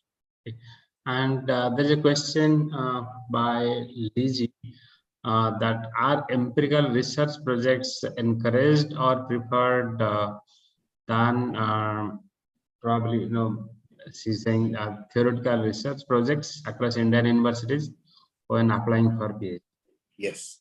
I think nobody expects, I mean, we are not great theorists at the early age. I must say that where does theory develop and how can you do theoretical research? Now, theoretical research will originate by doing empirical inspections and showing you the differences, showing you disagreement, showing you lack of robustness. Then you can go into the theory that guides it, theory that will explain it. It is not, I'm not saying that if you write an empirical research proposal, it will be less valued compared to a theoretical one, but it is often seen that a majority can initiate and get into this game by doing empirical inspection and giving some fresh evidence or questions of concern will emerge from that. So don't think that you have to write a theoretical research proposal to be valued better. Thank you, sir. There is another question from Diptimai. Sir, please tell us about the format of literature review. Yes, very good question. In fact, I would say that often in literature review that I come across with amateurs, they read 5 or 10 papers and they write, so-and-so told this, so-and-so told this, and so-and-so told this. So I often say that, what are you telling? That so-and-so has told, that is fine. So what happens is you have a question in mind, you do literature review to actually gel your or mix your idea of perception, the question that you are raising, how it is about or related facts about it, what is told in the literature. And that needs to be not written as so-and-so told, but in description of justifying your research problem, you take cognizance of that and then elaborate on what aspect of your question has been there in evidence in literature. So that is the first hand cut that you can do when you write a literature. Sir, may I request you to close the stop the screen. And there is a related question. Is it possible to read all literature to be able to identify a gap? Not necessarily, absolutely not, because my sermon I give is that read one paper, write 10. That is my sermon. I don't say read 10 papers and write one. Reason is that when we read a single paper, an available, quite thick paper, that paper itself guides you into literature of many other papers. So obviously reading one paper with seriousness, with coverage of the entire thing, you are informed more if you go in detail. But if you have 10 papers by title, you find them, they are different. It is not to go for 10 papers. It is going into one paper and its content of literature within to make your thought expanded as to what are the perspective, how it is written. It is not reading the paper, it's also following the style, the way people actually write in better journals in particular. Okay, so there is then another question by Ashita. What are some methods that can be used to measure the education gaps, inequities arising from COVID? If you are interested in measuring education gap and education inequities, what happens is that because of COVID or no COVID, forget about COVID is one intervention, there are a variety of such shocks come, in which you will be seeing that people have stopped, people have not progressed in education, and this phenomenon again becomes different for different people. It becomes different between boys and girls. It becomes different between different social groups. And in fact, when education has an associated cost, many of these vulnerabilities, first thing that happens is that affects education. So such component to take out and how many have discontinued owing to COVID. It's a very important part. But then you can take it out provided what did COVID do? COVID do to something to employment, COVID do to demise of a certain person in the house. There are a variety of reasons for which it could have happened. So that is very important to address. It's an interesting problem that you are thinking, but it's possible. There is a question from Buddhadev. Migration has affected both migrants and their family members, health, education, human security, and level of development. So, sir, all indicators, how would estimate the impact? How do you estimate the impact on all these indicators? You see, the problem is that migration has two facets. One is migration is an event, and migration is something associated with an individual. Migration is an event, is from the household, and the individual, that's why sometime back I was working on migration poverty nexus, for instance. What does migration do? Migration takes a person away to another setting. We always say that this is because of whatever distress migration, opportunity migration, but is it really a net addition? That needs to be understood. Who has migrated? Migrants' attributes, migrants' vulnerabilities, migrants' level of characteristics, endowments. They are very important to even counting. That's why I say never count them equally. You have to count them by differential attribute standardization. Otherwise, it becomes very tough. So finding out migration impact is not that simple, I would say, but do it as an event and then adjusting for the characteristics also. Yes. Then the next question is from Sanatan Rao. Sir, what are or can be the robust statistical techniques for measuring health disparity in health indicators? See, this is sometimes when I start a class of teaching inequality, I always use these words and go by difference to disparity to inequality. You know, difference is a simple numeric difference across groups, whatever. When you say disparity, you have to define parity. What is parity? Who should have how much and he doesn't have? That is disparity. But when you go to inequality, it is a further step ahead where actually it is guided by a principle. What principle on which you are measuring inequality? Often people put a Gini and say this is inequality. We should know what Gini is guided by what principle. Gini is guided by an egalitarian principle. I can have a representational principle. I can have a sequential principle. There are a variety of principles. So for that reason, I would say you should not worry about robustness or approaches, but it is very, very important to do this distinction, difference to disparity to inequality. And they are guided by their own thing. I do not, Gini is high. Gini is high because egalitarian principle. That's it.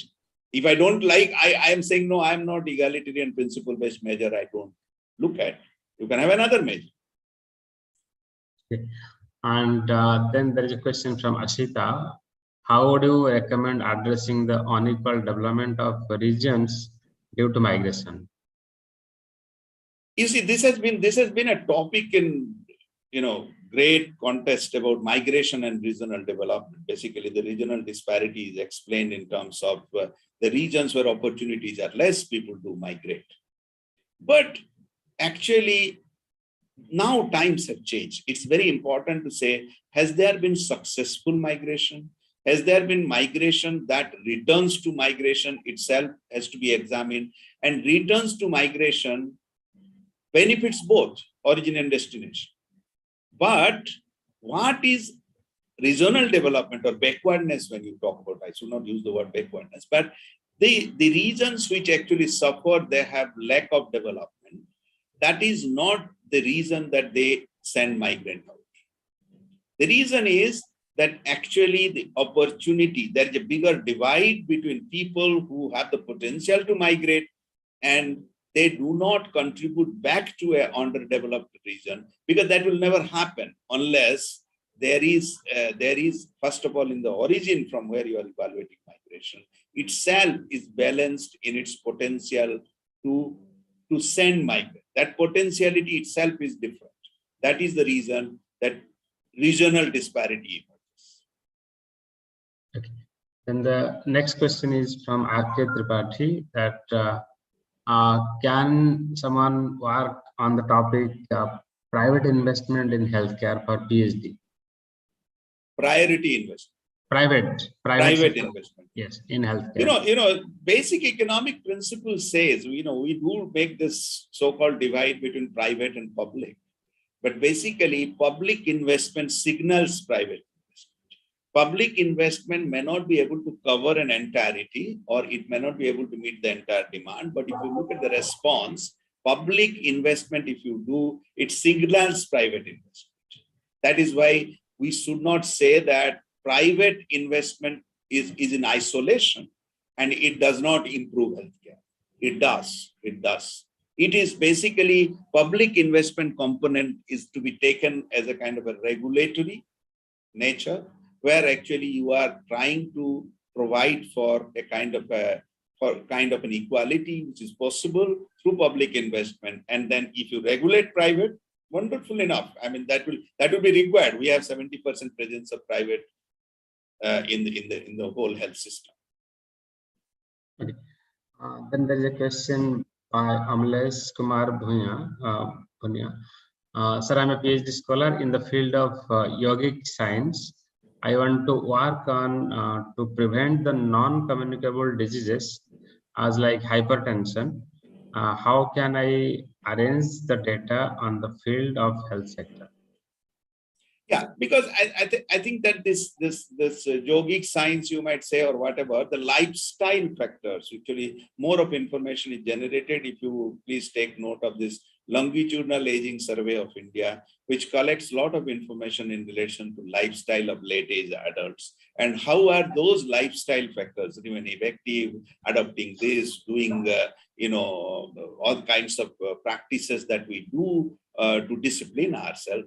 Does that actually have a role in terms of onset of NCD or worsening of NCD? Either way, I mean, that has a role. It can be examined. You are right, it can be done. Then there is a question from Pari that apart from Gini's method and Lorenz curve, what other methods are used to measure inequality? Absolutely, good question. I think Gini dominates the inequality measurements in a significant way, because people take Gini and just put, and people sometimes compute Gini also wrongly, and which is where Gini is not supposed to be computed. But there are measures of inequality. Individual IDI is there. You have representational inequality like relative deprivation measure. You have inequality indices like, if you read Wagstaff, there's a paper,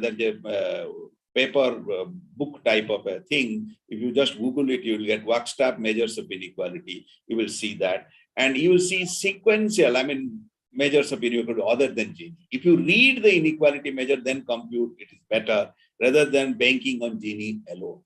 There can be a variety of things, and they are guided by principle, as I call. Sir, you need 2 more days to respond to all the questions that you have got. I don't think we can really deal with that. What we'll have to do, I was telling that now we had a common format for all. So now, depending on the students' interest and demand, we'll create a separate panel, and only those students will be discussing with you on a particular day. So participants, I'm sorry, I'm not able to take all the questions. In fact, I'm really excited that they have so many questions. Yes. So we'll be in fact taking the feedback at the end, basically who is interested in which area, so that they get that specific panel. We can make the lecture focused on that area. Focused on that, yes. So participants will attend only that panel. So all the questions can be clarified. Thank you very much, sir. You can have your concluding remark. And I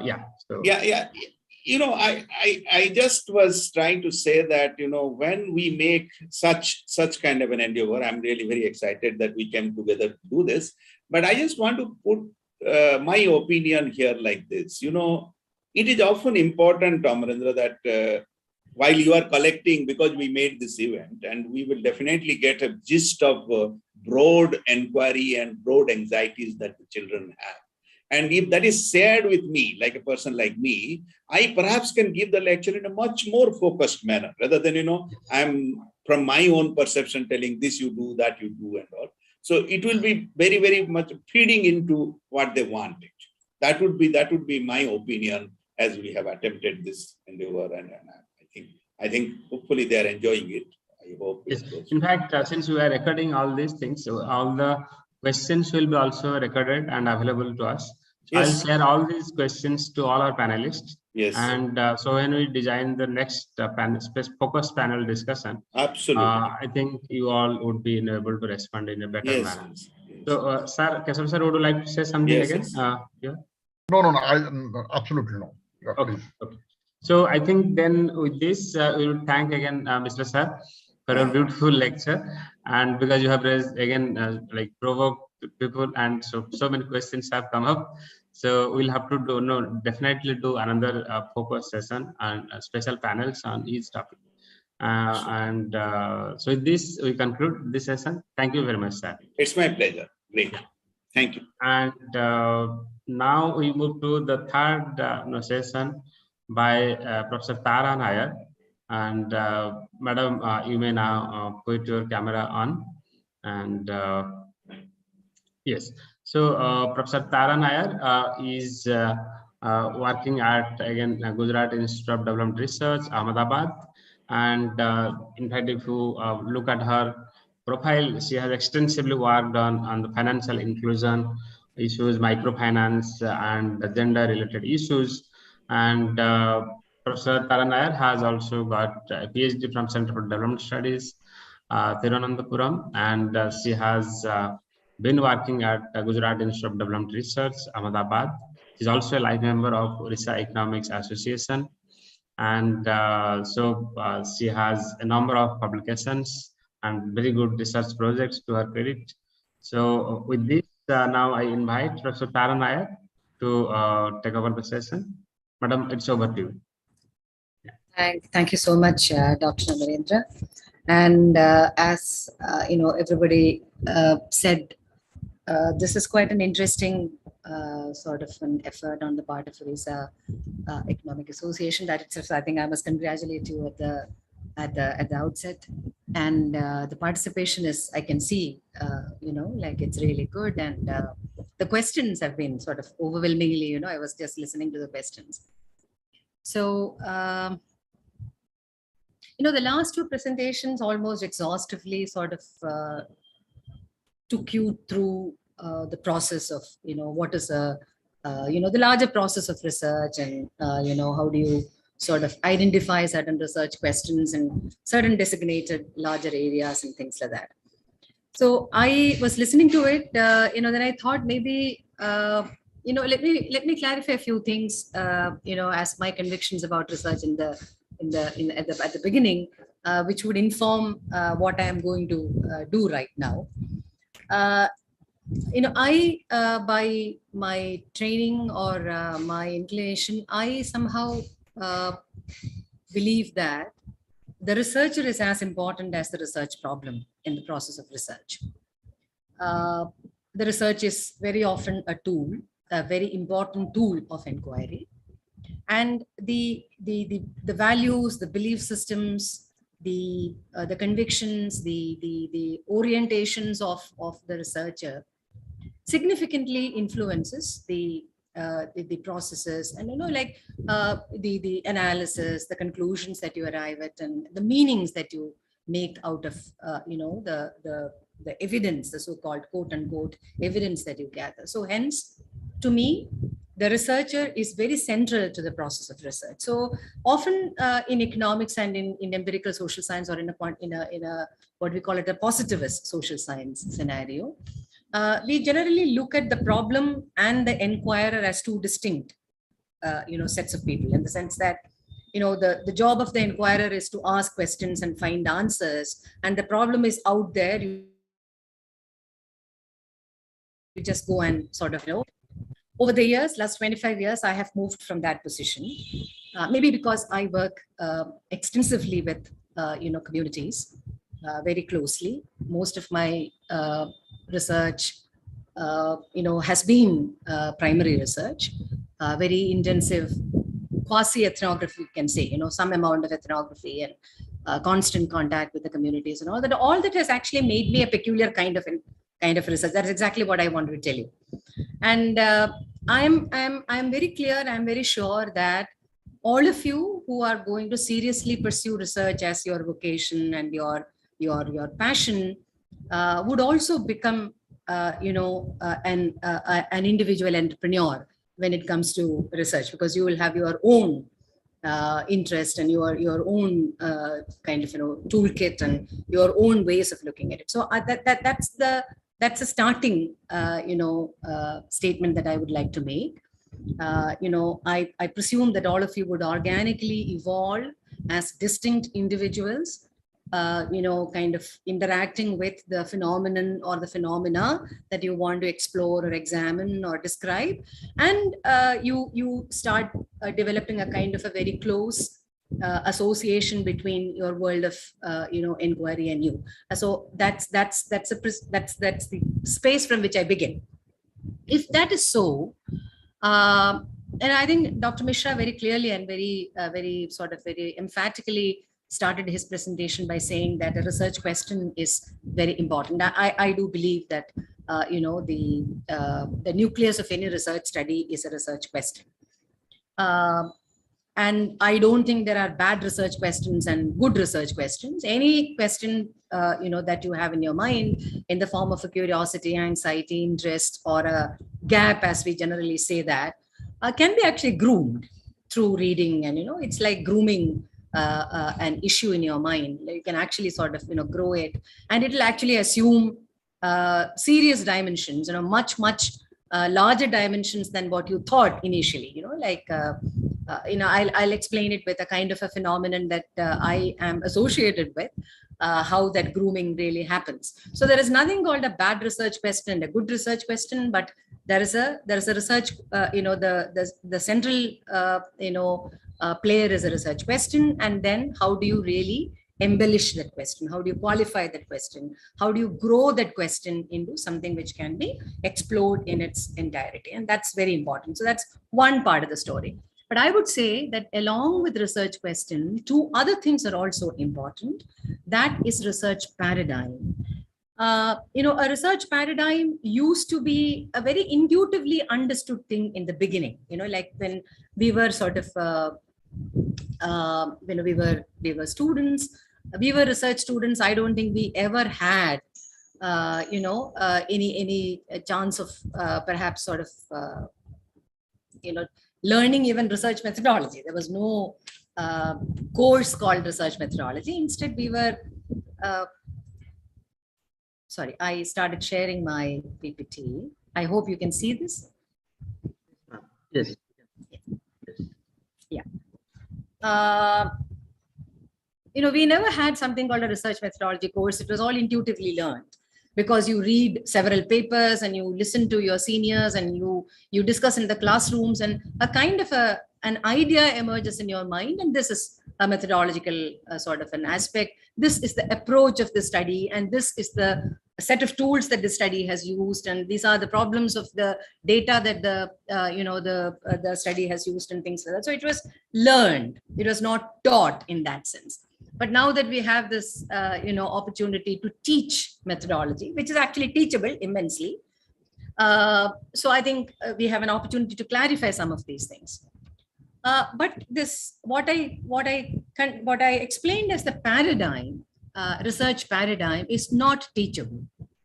It is something which is learned by reflecting on your own research experience and your own research process, and then of course interacting with a research problem and things like that. I'll come to research paradigm later. And the third important component of any research inquiry is the research design, which is a much more the mechanistics of doing research.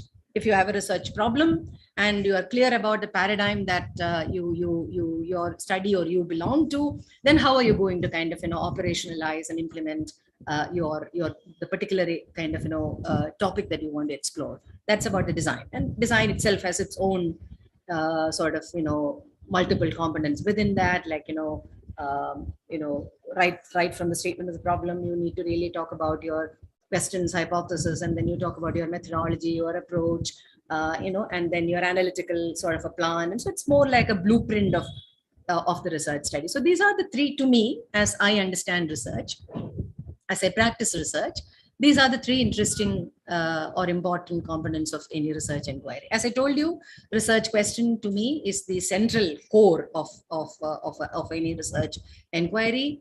And that would, your research question would also decide what kind of data are you going to use? What kind of information would you need? It's not, some of these questions which are coming, I was listening to those questions. I was just telling me that, those questions also come from some sort of a paradigmatic understanding about research, which is not clarified. So I hope we have an opportunity sometime to discuss that part. The research question may emerge again. Professor Mishra has very sort of eloquently explained that it could be a gap in the literature, as they say, that you read, or a concern that bothers you, like, something which really, you are not only a trained researcher, you're also a citizen, you're also a social being. So there are concerns which really affect you in your lived reality, in your day-to-day living in this world. And it could be an intellectual curiosity, something which you wanted to tackle at the intellectual level. So any of these things can, help you formulate a research problem. As I told you, all questions qualify to be research questions.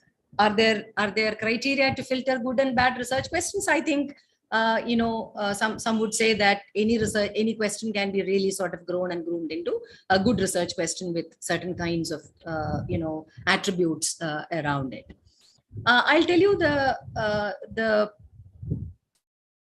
attributes of a good research question, as far as I have understood from my experience, is that the feasibility, it must be feasible to undertake. It's not all research questions may not be, especially when you look at research as a PhD scholar, when you have limitations of resources in terms of time and other resources, you must definitely look at feasibility as one of the criteria to filter out a good question. It has to be a very clear question. It should not be ambiguous. It should not be ambivalent, and it should not, I say this also because we get proposals and theses where, the central questions are so, so complex that, the methodologies actually start faltering at the end of it. The approach becomes too, ineffective in terms of addressing some of them. So questions need to be very clear and kind of a simple. It has to be a significant question. It should, especially when you do a PhD thesis, it has to be a significant research question. And you should definitely think in terms of, values like responsibility and fairness and things like that. So all this would generally, these 3 or 4 attributes, and you can definitely add to it according to, as you become, kind of, more expert researchers. But at least these 4, basic characteristics would be demanded of a good sort of research question. So somebody looks at your question. These are some of the intuitive principles or intuitive criteria, the evaluator generally uses to know whether your question is good or bad. Research paradigm is a collection of assumptions, philosophical assumptions, and the beliefs and the theories that underlie research methodology. For instance, why did you pick up a particular methodological approach to look at this? Why am I doing a qualitative study, or why am I doing a very complex quantitative design? Is there a philosophy behind it? I think the research philosophers tell us that yes, may not be articulated well, but there is a philosophical understanding about what constitutes knowledge in the choice of methodological sort of approaches. That's why, and I think many of you definitely would have gone through philosophy of research as a course. We generally talk about positivist research and interpretive research. Positivist research is, that branch of, philosophy which says that all knowledge is naturally sort of, sort of residing within nature. You can discover all knowledge because it is discoverable. Or every phenomenon in this world has a cause of existence, as Descartes said. Like everything that exists in this world has a reason to exist. So we can definitely uncover the kind of relationship between. I think when you talk about, can I explain, or can I sort of generalize my results? Do I get valid results? Can I replicate my results? And you are actually coming from a paradigmatic understanding that knowledge is something which is naturally given, and if I have the right kind of tool, I can go and discover it. So many of you are asking these questions: which is the best method to understand educational achievement? Which is the best method to understand industrial development? Comes out of a belief that there is a best method, and that best method is going to give me to reveal me the truth. So there is one philosophical point with respect to knowledge.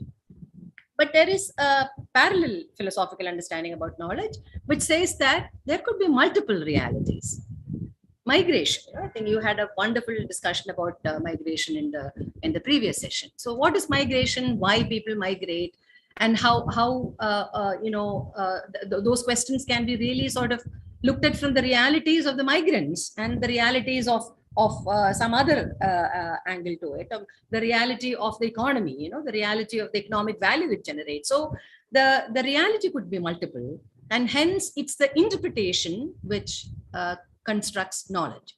So that is also a philosophical sort of paradigm. If I believe that there is no one truth, there are several truths, or there is no one reality, there are several realities, maybe I will go for a little more unstructured, more qualitative kind of a design, not something which is very closely structured and very sort of inflexible designs. So that's why we have multiple ways of looking at things. Like we not always look at collect data and treat that data to certain kinds of statistical exercises. We also do things like case studies. We go to people and talk to them. We do interviews. We do very open kind of interviews. We kind of create certain kind of biographies. First session, Dr. Das was telling you that maybe we take recourse to certain kind of literary material, audiovisual material. So the world has changed. The world has changed. The meaning of data has also changed. And I must also tell you here that the word data now has also become more narrow with this computer science coming in. So for them, the datum is something which is very different from the data that we look at it. For us, data is also a political, sort of a thing. So when you look at annual survey of industry data, you are also interested in understanding how the data is produced, what is included, what is excluded, and what is the infrastructure that creates the data, what is the politics of that infrastructure, and how that politics changes over time. So that is the social science understanding about data, but that is no longer the data when the interface with computer science happens. The sociologists understand, or the social economists understand data slightly differently. They would expand the world of data into perhaps including a lot of other things, written texts and spoken words and all that become, data for them. So that all would come under what is generally known as this multiple reality school or the interpretive school or something. And I think it is important for us to consider that, to see why do we do what we do. So it's not only that I want to do, and I'm saying this because very often we get inquiries like this. And a student comes and asks you that, ma'am, I want to use data envelope analysis, DEA, give me a problem. So that's not the way to do research as far as, as per our generation's understanding. DEA evolves organically as the feasible methodological approach, whereas your problem should define whether DEA should be there or not. So somehow our priorities have shifted over time because we are learning too much of methodology, I think. That could be one of the reasons. And in that process, what happened, we have actually forgotten about this philosophy behind using many of these things. Why do we use this? And what do I believe? What is knowledge for them? These are some of the basic questions about research. What do I consider knowledge as? I think that question you should have in your mind, and then you should, when you start in terms of deciding to select a methodology or a method, I think these kinds of questions should come to you. That will also help you decide whether I should pick up this or that. It's not what sells in the market alone. And social sciences have a serious problem, because social sciences are particularly condemned, because some people would say that we are very inadequately scientific because we are not using the real scientific rigorous language of a science, whereas we are a science is what they say. But some others would say that you are too scientific, you should have been a little more humanist. So this conflict has always been there with social sciences. And if you look at economics as a social science, and I think this is also another sort of paradox that we need to resolve as researchers. And as I told you, positivist paradigm has certain kinds of defining features, and interpretive paradigm, I broadly said all that. What I need to really bring home to you is that it is important for us at some stage in our research to clarify what is my paradigm of research. Do I believe that reality is just lying somewhere there, like maybe a physicist or a chemical scientist believe, and it is a natural phenomenon, and I can go and discover that reality, and if I need to provide a solution, I can really do that.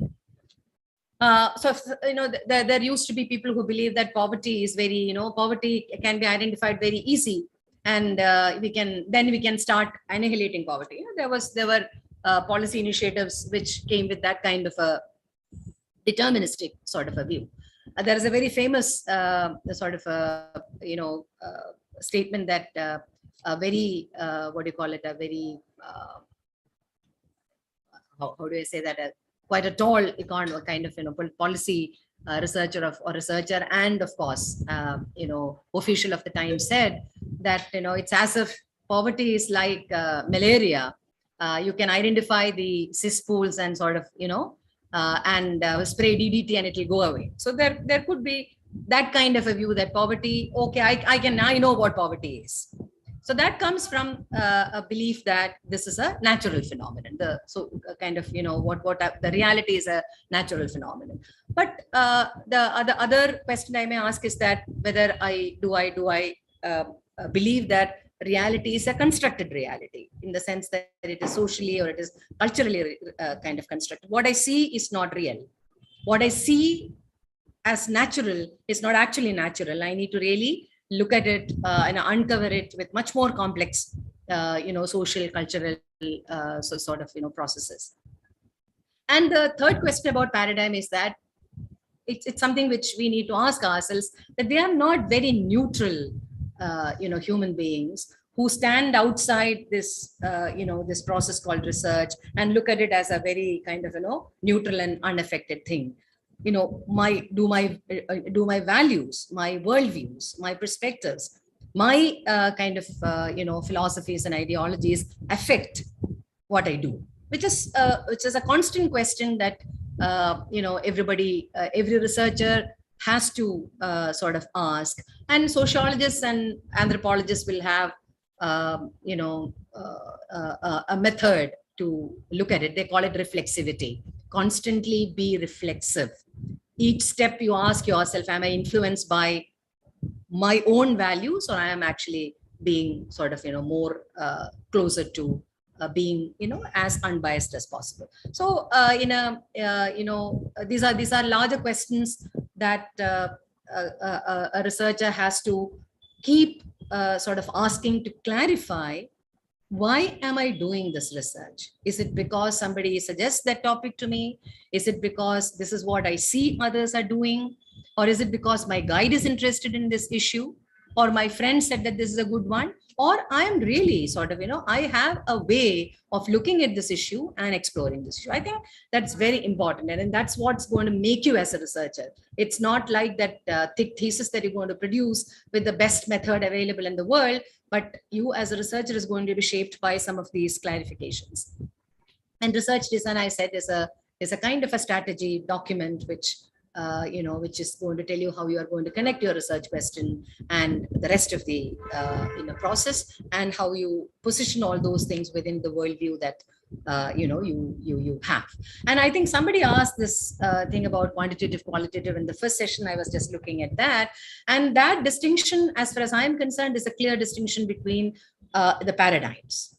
And if you have a very natural science and natural science paradigm with you, then you largely go for a kind of a deductive quantitative approach, which is very objective, and you go for designs, life experiments, surveys, and testing, and very structured sort of question papers and questionnaires and things like that.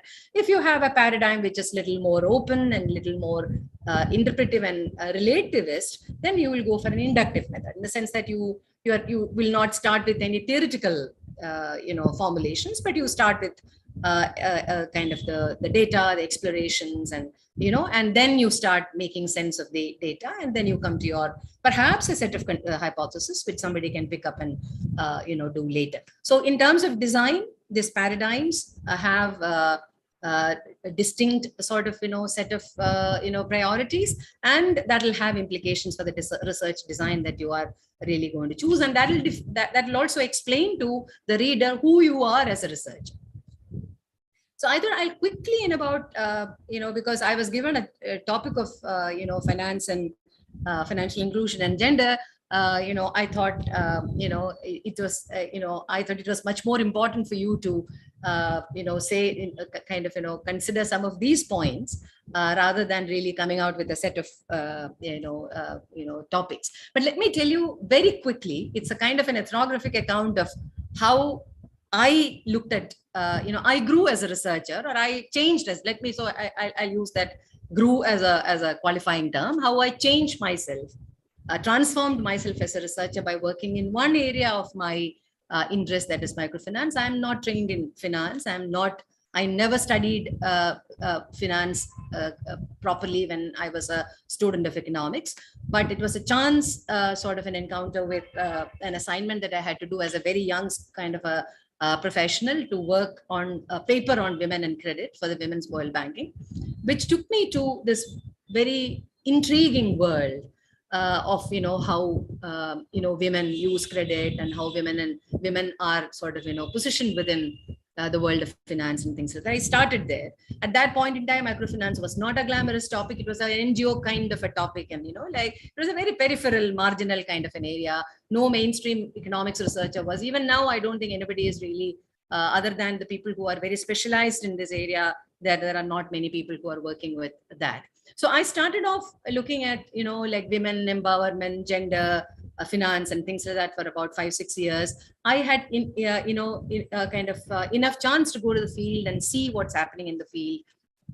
Then I became a very keen observer of microfinance's phenomenon. I never worked on a microfinance function till about 2009. I was working in mainstream institutions where this was not even a peripheral area, but an interest I pursued as a kind of an observer of microfinance. So then I realized that 90s, the debate changing, the data changing, the data sources are becoming kind of more, maybe in the early 1990s, primary data was the only source available of data.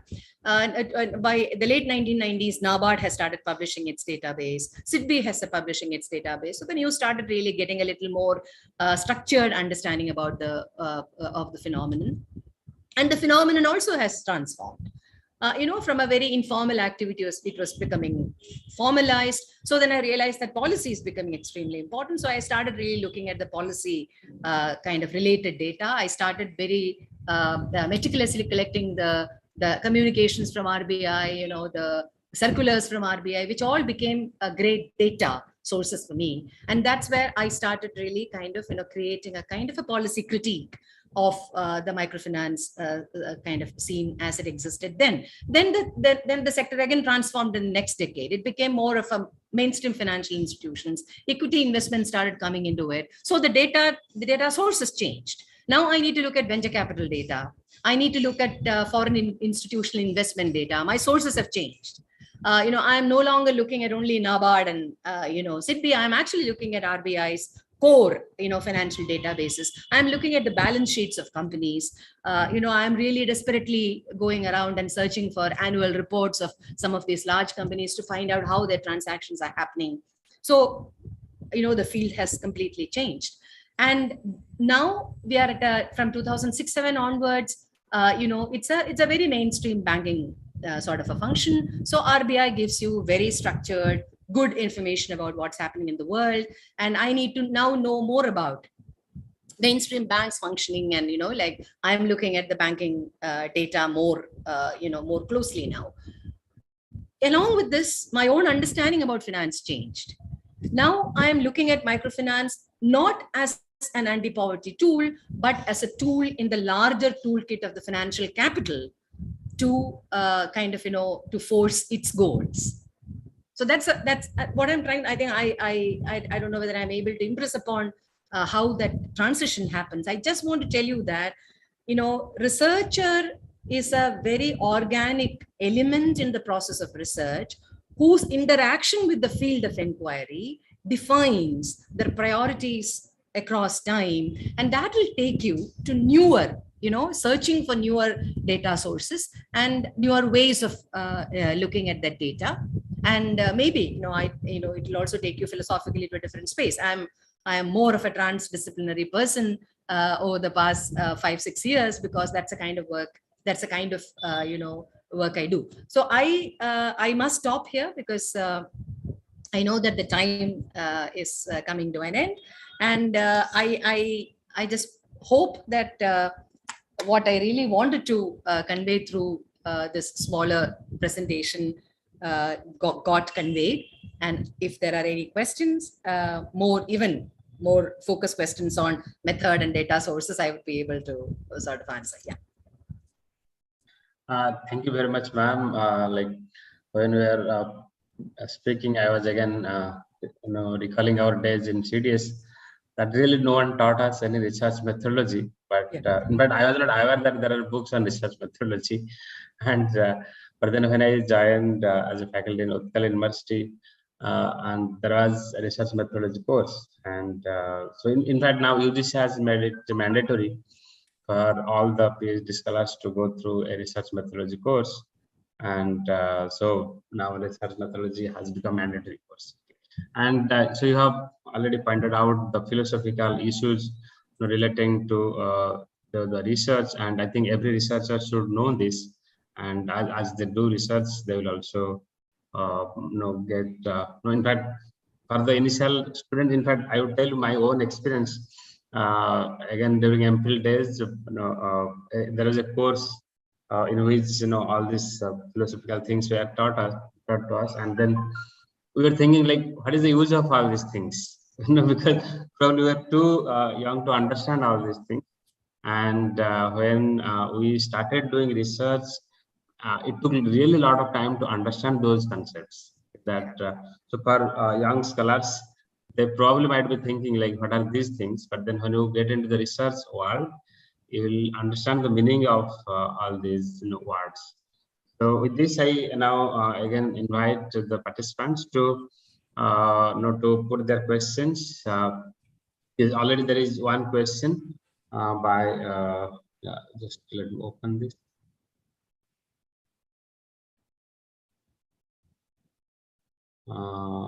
One is, ma'am, I want to do a study on impact of disaster on women in urban slum. If you could suggest where can I get some secondary data for my study? Impact of disasters on women in urban slum. Okay. What do you mean by disasters in an urban slum?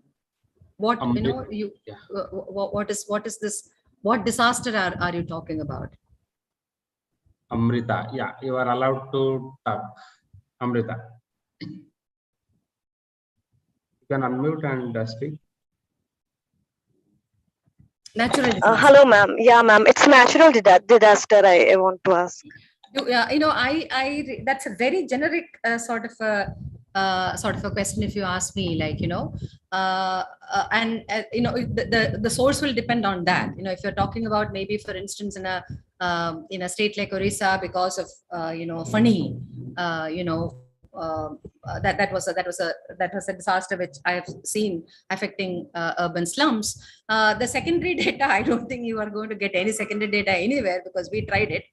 The other kind of source would be to really sort of have a primary kind of a survey, because some data will, the public sector, the state will, the only data the state will really publish on these things would be the relief, how much of relief they have distributed, and how many got it. They will not even perhaps give you a kind of a sort of proper spatial breakup and things like that. So it's an assessment that the researcher makes based on common understanding, your understanding about the impact of that thing, and then you can of course use your own the acceptable, that's how I look at it, that's how I will do acceptable methods of primary survey. Maybe you do a cluster sampling or something in a particular, you delineate the geographical cluster that you want to really look at it, and then you design a survey to do that. And I think that would be the most authentic kind of way of collecting data on disasters. So because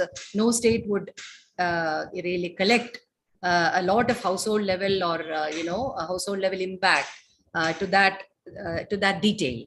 So that's to me that's a very classic sort of an example where you would use a primary survey design. Okay, ma'am. Thank you, ma'am. Thank you so much. So then the question is, madam, please tell about how we can read research paper effectively. That's an interesting question, but that has a very difficult answer. But let me tell you that initially what I used to do was, I had a frame in my mind as to, it starts with who wrote that, that's very important. And where do that, I always used to take note of the fact, where do those researchers belong to? Where do they come from? Which university? Which kind of, school of, which department and things like that, which also is an important piece of little information. And then every paper actually has a structure. I think every research publishable paper has a structure. It's structured in terms of the research problem, the motivation, and then of course the core arguments, and and then the conclusion. That's how all most of the papers are arranged. There are minor variations here and there depending upon the nature of the paper. And if you have a metrics made in terms of what the paper talks about, how the paper has explored that question, and what are the major arguments, and anything very significant in terms of conclusion, if you can really sort of create matrices like this as part of a literature survey time, it will be very, very useful. And then you should also have certain critical remarks at the end of it, saying that, do you think you have enough knowledge to say that the method used by the paper was good, bad, ineffective, or whatever? What are the limitations of the paper as far as you see? You can always, the initial limitations that you see is that, oh, this doesn't say anything about India. When you are a very young researcher, that's what suddenly will strike you. This is all about Greece, not about India. So that could even be a good remark to keep aside. But as you become a more mature reader, maybe you go back and add more comments and remarks to this. But every paper you should be able to dissect into the core research question, what the question the paper asks, how that question was asked, and in terms of method, and what are the major arguments, and is there any significant policy or other conclusion the paper makes. That's how you read a paper. Yeah, I think that's how I read a paper. The next question is by Nancy. Ma'am, my research area of interest is gender and technology. Can you suggest some key recent methods or topics in which I can pursue my research?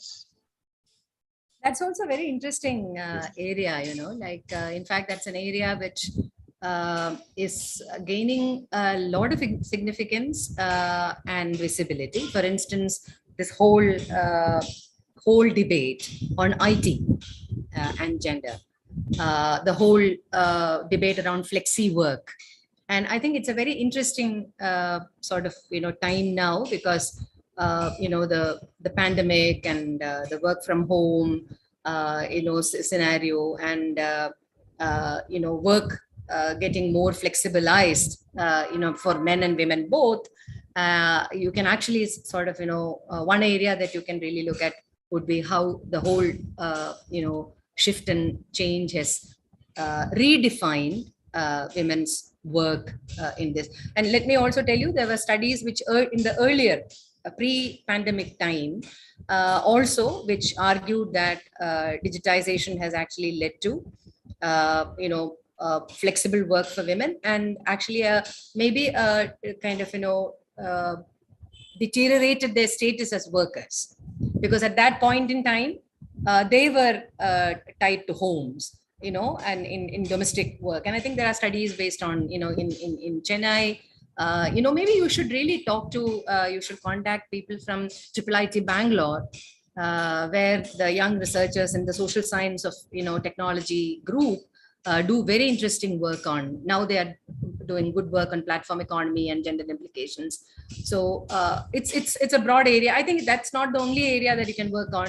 You can also work on other hard technologies, as they say, like, because there are interesting work coming on automobile, subcontracting, health hazards, and accidents, injuries, and all that, and then its implications for women and the gender aspect and things like that. So I think it's a broad sphere, but these are some of the areas I can think about now. There is a question from Govinda. Ma'am, along with paradigm in research, there are perspectives in, like, some scholars are doing their research in neoclassical perspective, some classical or Marxist perspective. For example, the relationship between growth and inequality. How can okay, sir, just a minute. I'm just finding. Yeah, so how can we choose that in which perspective we need to work for our research, and verify whether our perspective is accurate to answer the question which we want to answer? If I answer the last part first, there is nothing called accuracy of perspective. Perspective is perspective, and there is nothing called an accuracy of perspective. It's a way of looking at the world. And again, I think if you say that, shall I use Marxian theory here or neoclassical kind of, a Keynesian theory here, is also is not something which I don't think anybody can really tell you. Do you believe in Marx's theory is more important? Do you understand Marxian understanding about society? Marx's interpretation of, how development happens. You have understood it. You think that is a very, very valid explanation of what the world goes on or experiences now, then I perhaps would use a Marxian paradigm. But it's absolutely valid for you to go with another kind of a theory, where we call it, as I think neoclassical is a big umbrella term. We just call a whole lot of things as neoclassical. For instance, you believe that certain things are better delivered by market. There is nothing wrong in that. If you believe that's how it is done, and that's your belief. So you cannot just make that belief, and then, of course, let me see whether Marx works here. You need to be convinced about these things. That's what I said. It is not teachable. It is learned. It happens through reading. By reading, when I read Marx, maybe I start appreciating the Marxian way of looking at the things, or the Marxian analysis. And that's when I become a Marxian theorist. It's not a value neutral thing. When I read maybe Friedman, I can empathize with him, and I understand, and I believe that's what the world is. A free market is the most important thing for welfare to be delivered. So that becomes my belief too. So Friedman becomes my belief, and that's when I become maybe a laissez-faire sort of an economist. So that process must happen through an organic process. I cannot tell you that. I can actually ask you that if somebody wants to work on gender and technology, please go and read the social reproduction literature of Marxism. You may find interesting ways of looking at women's issues or gender issues theoretically. That I can say that, but I will not be able to tell you that that is what you should use. That's a choice. That's an informed choice. I would say that you read both. You read both enough for a fairly good time, and then decide whether Marx agrees with you or Friedman agrees with you. That's a choice that you make. Yeah. There is a question from an anonymous attendee that what are the subcategories or subsets under which female labors are or can be divided, particularly if the study is legal in nature? Oh, I didn't. Maybe yeah, I'm repeating it. What are the subcategories or subsets under which female laborers can be divided when the study is legal in nature? The study is legal in nature. Of course, yes. the real available sort of thing is formal and informal. You can call it as, you can define then formal as kind of, legally, contracted, and informal is not, not legally contracted, or, things. That's one way of looking at it. There are other ways of looking. You can actually have your own. If you have enough information, you can really sort of, have your own classification done. I think people talk about precarious work, for instance, especially in the context of, people like Marty Chen and all that has written extensively on precarity and women's work. So you can actually classify on a different, using a different sort of a scale at all. I would say that, what is important in classification is a proper definition of the category. How do you characterize and define each category? And either you go by what, casual, contractual, regular, that kind of a thing. Or, if you look at NSSO and all that, you already get a kind of a classification, isn't it? You get a regular, casual, self-employment as a category there. Or we already have a classification called formal and informal, which are also fairly well defined.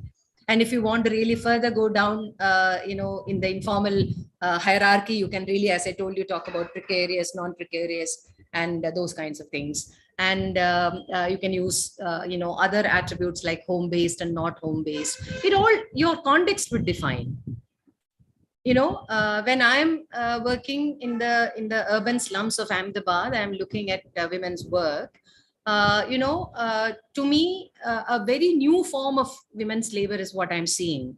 It is definitely piece rated, and it is immensely flexible, very elastic, in the sense that a woman can work from maybe 6 in the morning till about 12 at night, and at varying, the terms are quite varying. Like, sometimes she's doing a piece rate work, sometimes she's doing something else.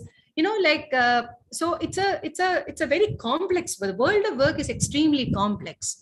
So if you understand the context in which you want to use this classification, I would say that the context would define. Again, if I summarize what I said, either you use the available classification, they are fairly communicative in terms of the nature of work, or you take something from the literature which is not defined but understood theoretically, take them and have your own classification, your own scheme. Yeah. There is an interesting question. Ma'am, how can I choose the perfect guide to conduct my research? And the perfect guides are in immensely short supply in India.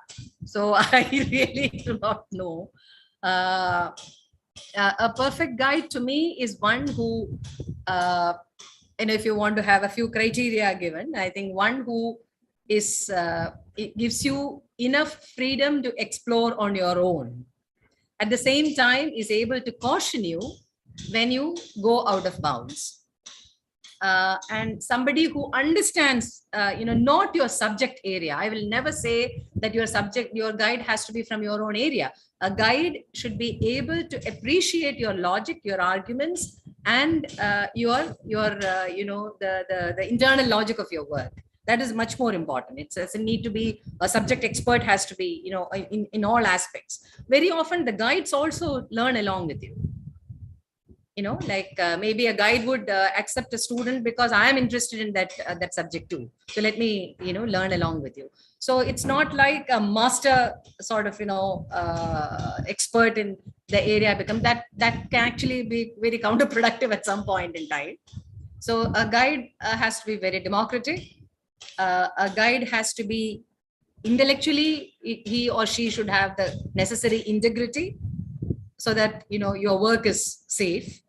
And that the guide should be able to guide you out of trouble, in terms of, arguments. And if the guide doesn't understand that your theory is flawed, that's a problem. So those are the things that I only look for, those attributes. I'm not really looking for the best brain in the field to be my guide.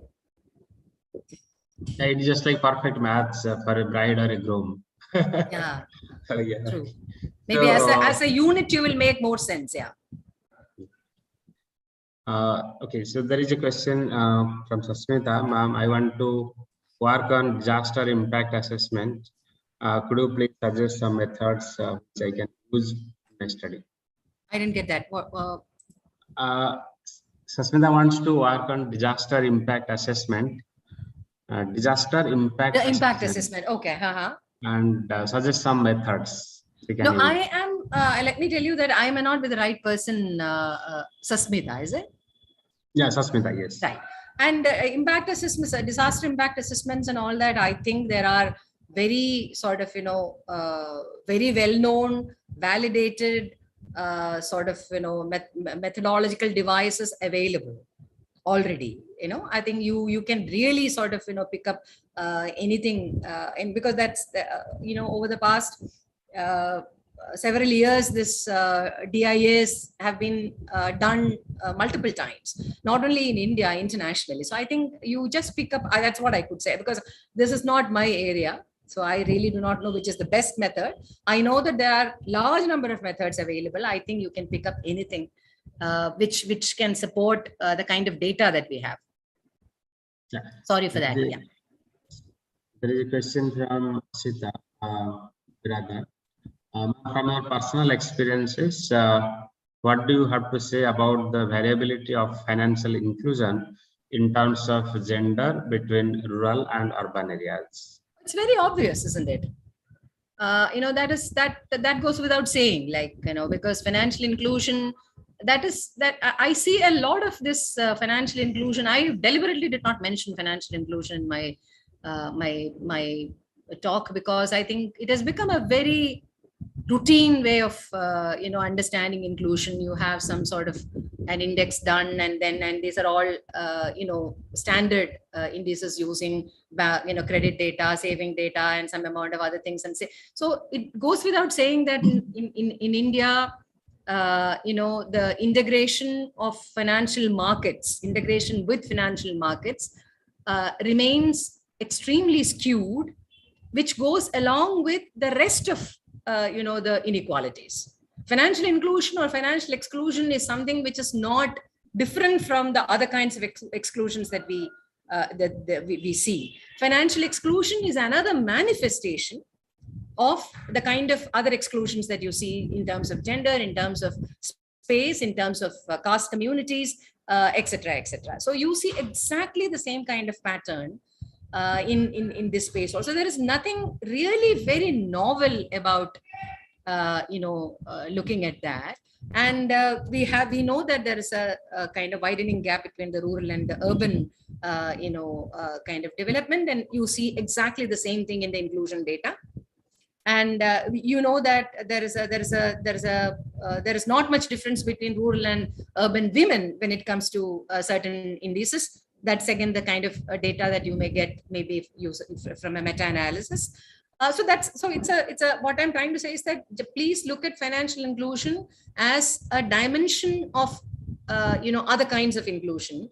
I think that is as a very major sort of limitation of our financial inclusion studies. They think this is something which is very distinct and very different. It is not so. Unless you juxtapose social exclusion or gender exclusion on financial exclusion or inclusion, you are not going to really have a great explanation of this. So if you put it differently, unless and until you have ways of addressing social exclusion, you're not going to really address financial exclusion much. There is a question from Mubashir. Ma'am, I want to study the impact of expatriates in economic growth in Kerala. How can I collect data related to? That's a minefield. There is a minefield of information available. If you know somebody called Dr. Irudaya Rajan, and I think Professor U.S. Mishra would be definitely very, very well aware of that. And there is enough and more information. And I think now Dr. Irudaya Rajan has his own migration studies center. Yeah, so I think there is very good literature. I think the migration international migration reports that they were bringing out is a very good sort of a source. So that's a wonderfully well researched sort of an area, at least with respect to the migration to the Middle East. There is a question from Atika. Ma'am, as a student of gender studies, I want to research on topic impact of COVID-19 on children in street situation. Please suggest me how can I construct this topic and some literature I should go through.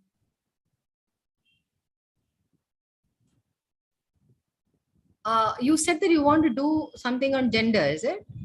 Yeah, that is in the studies, and then you want to look at the impact of disaster COVID-19 COVID-19 on children in street situation.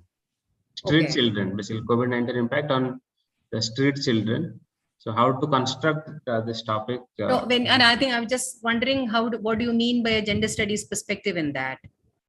Okay, let me allow her to speak. 1 minute.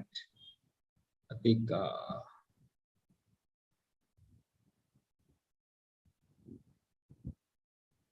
One minute.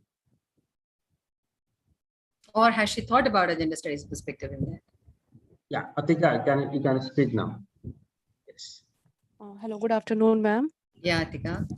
Yes, ma'am. I'm thinking I have to go through a specific sexual abuse of street situation in girls, or I should go through the normal, both the gender of children. The moment you say, gender perspective, we are actually talking about, a comparative. Yes, ma'am. Isn't it? Yes, yes. Men versus women, or men and women, how their comparative situation or all. So, if you're looking at street children, I think you are really looking at street children as the necessary frame, and then you are working with both girls and boys to find out whether there has been differential impact. Is that what you mean to do? Yes, ma'am, exactly. Yeah, I think that's how it is. That's how you come to you will be able to say anything about a kind of an impact which has been worse on girls. If you want to say that, you need to know how it impacted boys. Okay. Yes, isn't it? Yes, ma'am. Yes, ma'am. Yeah. So you definitely will have a male children comparison group to be able to make that kind of a comment. So is it not that clear? Yes, ma'am, clear. And can you suggest some literature? Street children, I have definitely. You want to kind of about the differential impact of some phenomenon on girls and boys. You will find interesting kind of literature. And I don't think you will get any literature. I am not aware of any specific study which looked at street children as a that's my ignorance as a reference group. I'm sure there will be several studies in places like TISS, for instance, who produce that kind of research. That is one place where you can really look at, because they have research programs with street kids, Okay, the ma'am. Bombay Project and things like that. So TISS is one resource that can really look up, to know what kind of work has been done, and like what kind of what do you call it? You may even would get some information as to which would be an interesting location to pick up to understand these things and all that. So I'm sorry, I really do not have very first Okay, no issue, ma'am. Yeah. Thank you, ma'am. Yeah, but you please look at TISS research site. Okay, of course, ma'am. Thank you. Okay, although again, there are so many other questions, we will take Yeah, the last we're one. already at 1 o'clock. Yeah, the last one will take, because it's every researcher is a storyteller in his or her paper. How to construct the story, maintain the consistency after reading some of the papers. I need to comment on it. Yeah, please. Yeah. So the point is that here the story cannot be just an imagination. That is the plot of the story is, it's substantive.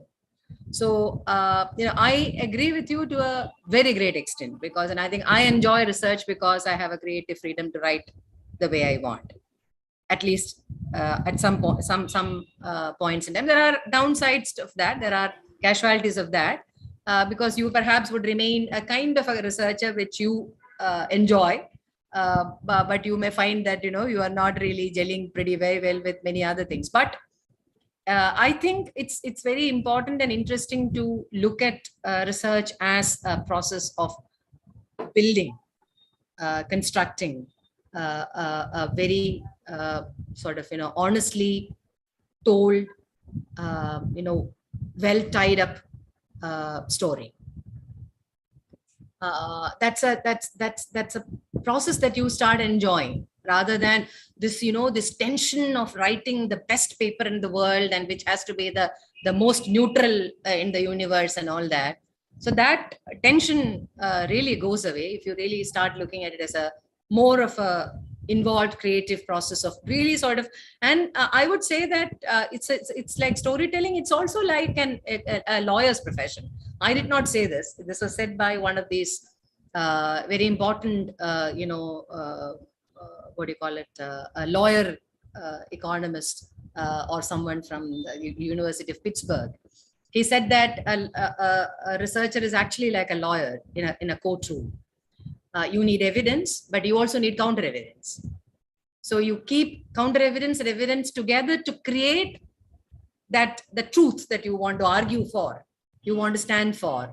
And finally, you bring it to the judge, which is maybe the evaluators, or like the fraternity who reads it and reads your paper, etc. Say that, sir, this is the evidence that I have, and this is the counter evidence. I very seriously sort of manthan kiya mere man ke andar ye dono ko. This is the and this is the result of that process. So that is also a very interesting way of I take research methodology course for law students. This works very well with them because this is a process they understand, this process of bringing these two together. So I think that is also a kind of I imagine research as a process like that too, like so it's building logically, honestly, more than anything else, with integrity, with the purpose of perhaps changing the world of knowledge, or adding to the world of knowledge.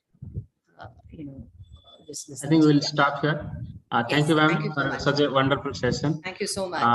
And again, thank you all the participants who are asking really interesting questions. I think so. And Questions are interesting. so it seems that our resource persons are also getting, giving enough inputs to provoke them, and they are coming up with very innovative questions. But again, there are also a lot of questions, ma'am, for you, but then we are not able to answer all the questions because of the want of the time. So what we'll do is, again, we'll compile all the questions and send it to all of you. And as I have said, that we may again go for a topic, specific panel discussion where the interested researchers can choose the panel and attend one. So with this, let us stop here by thanking all three eminent speakers who have really given enough inputs, starting from Professor Keshav Das, Professor Uday Shankar Mishra, and Professor Tara Nair for the interesting, very interesting sessions. So with this, let us have a break for our lunch, and so we'll meet again at 3 o'clock. So all of you can join by 2:50, particularly the participants, so that we start sharp at 3 o'clock. Thank you so much. Thank you so much, ma'am. Yeah.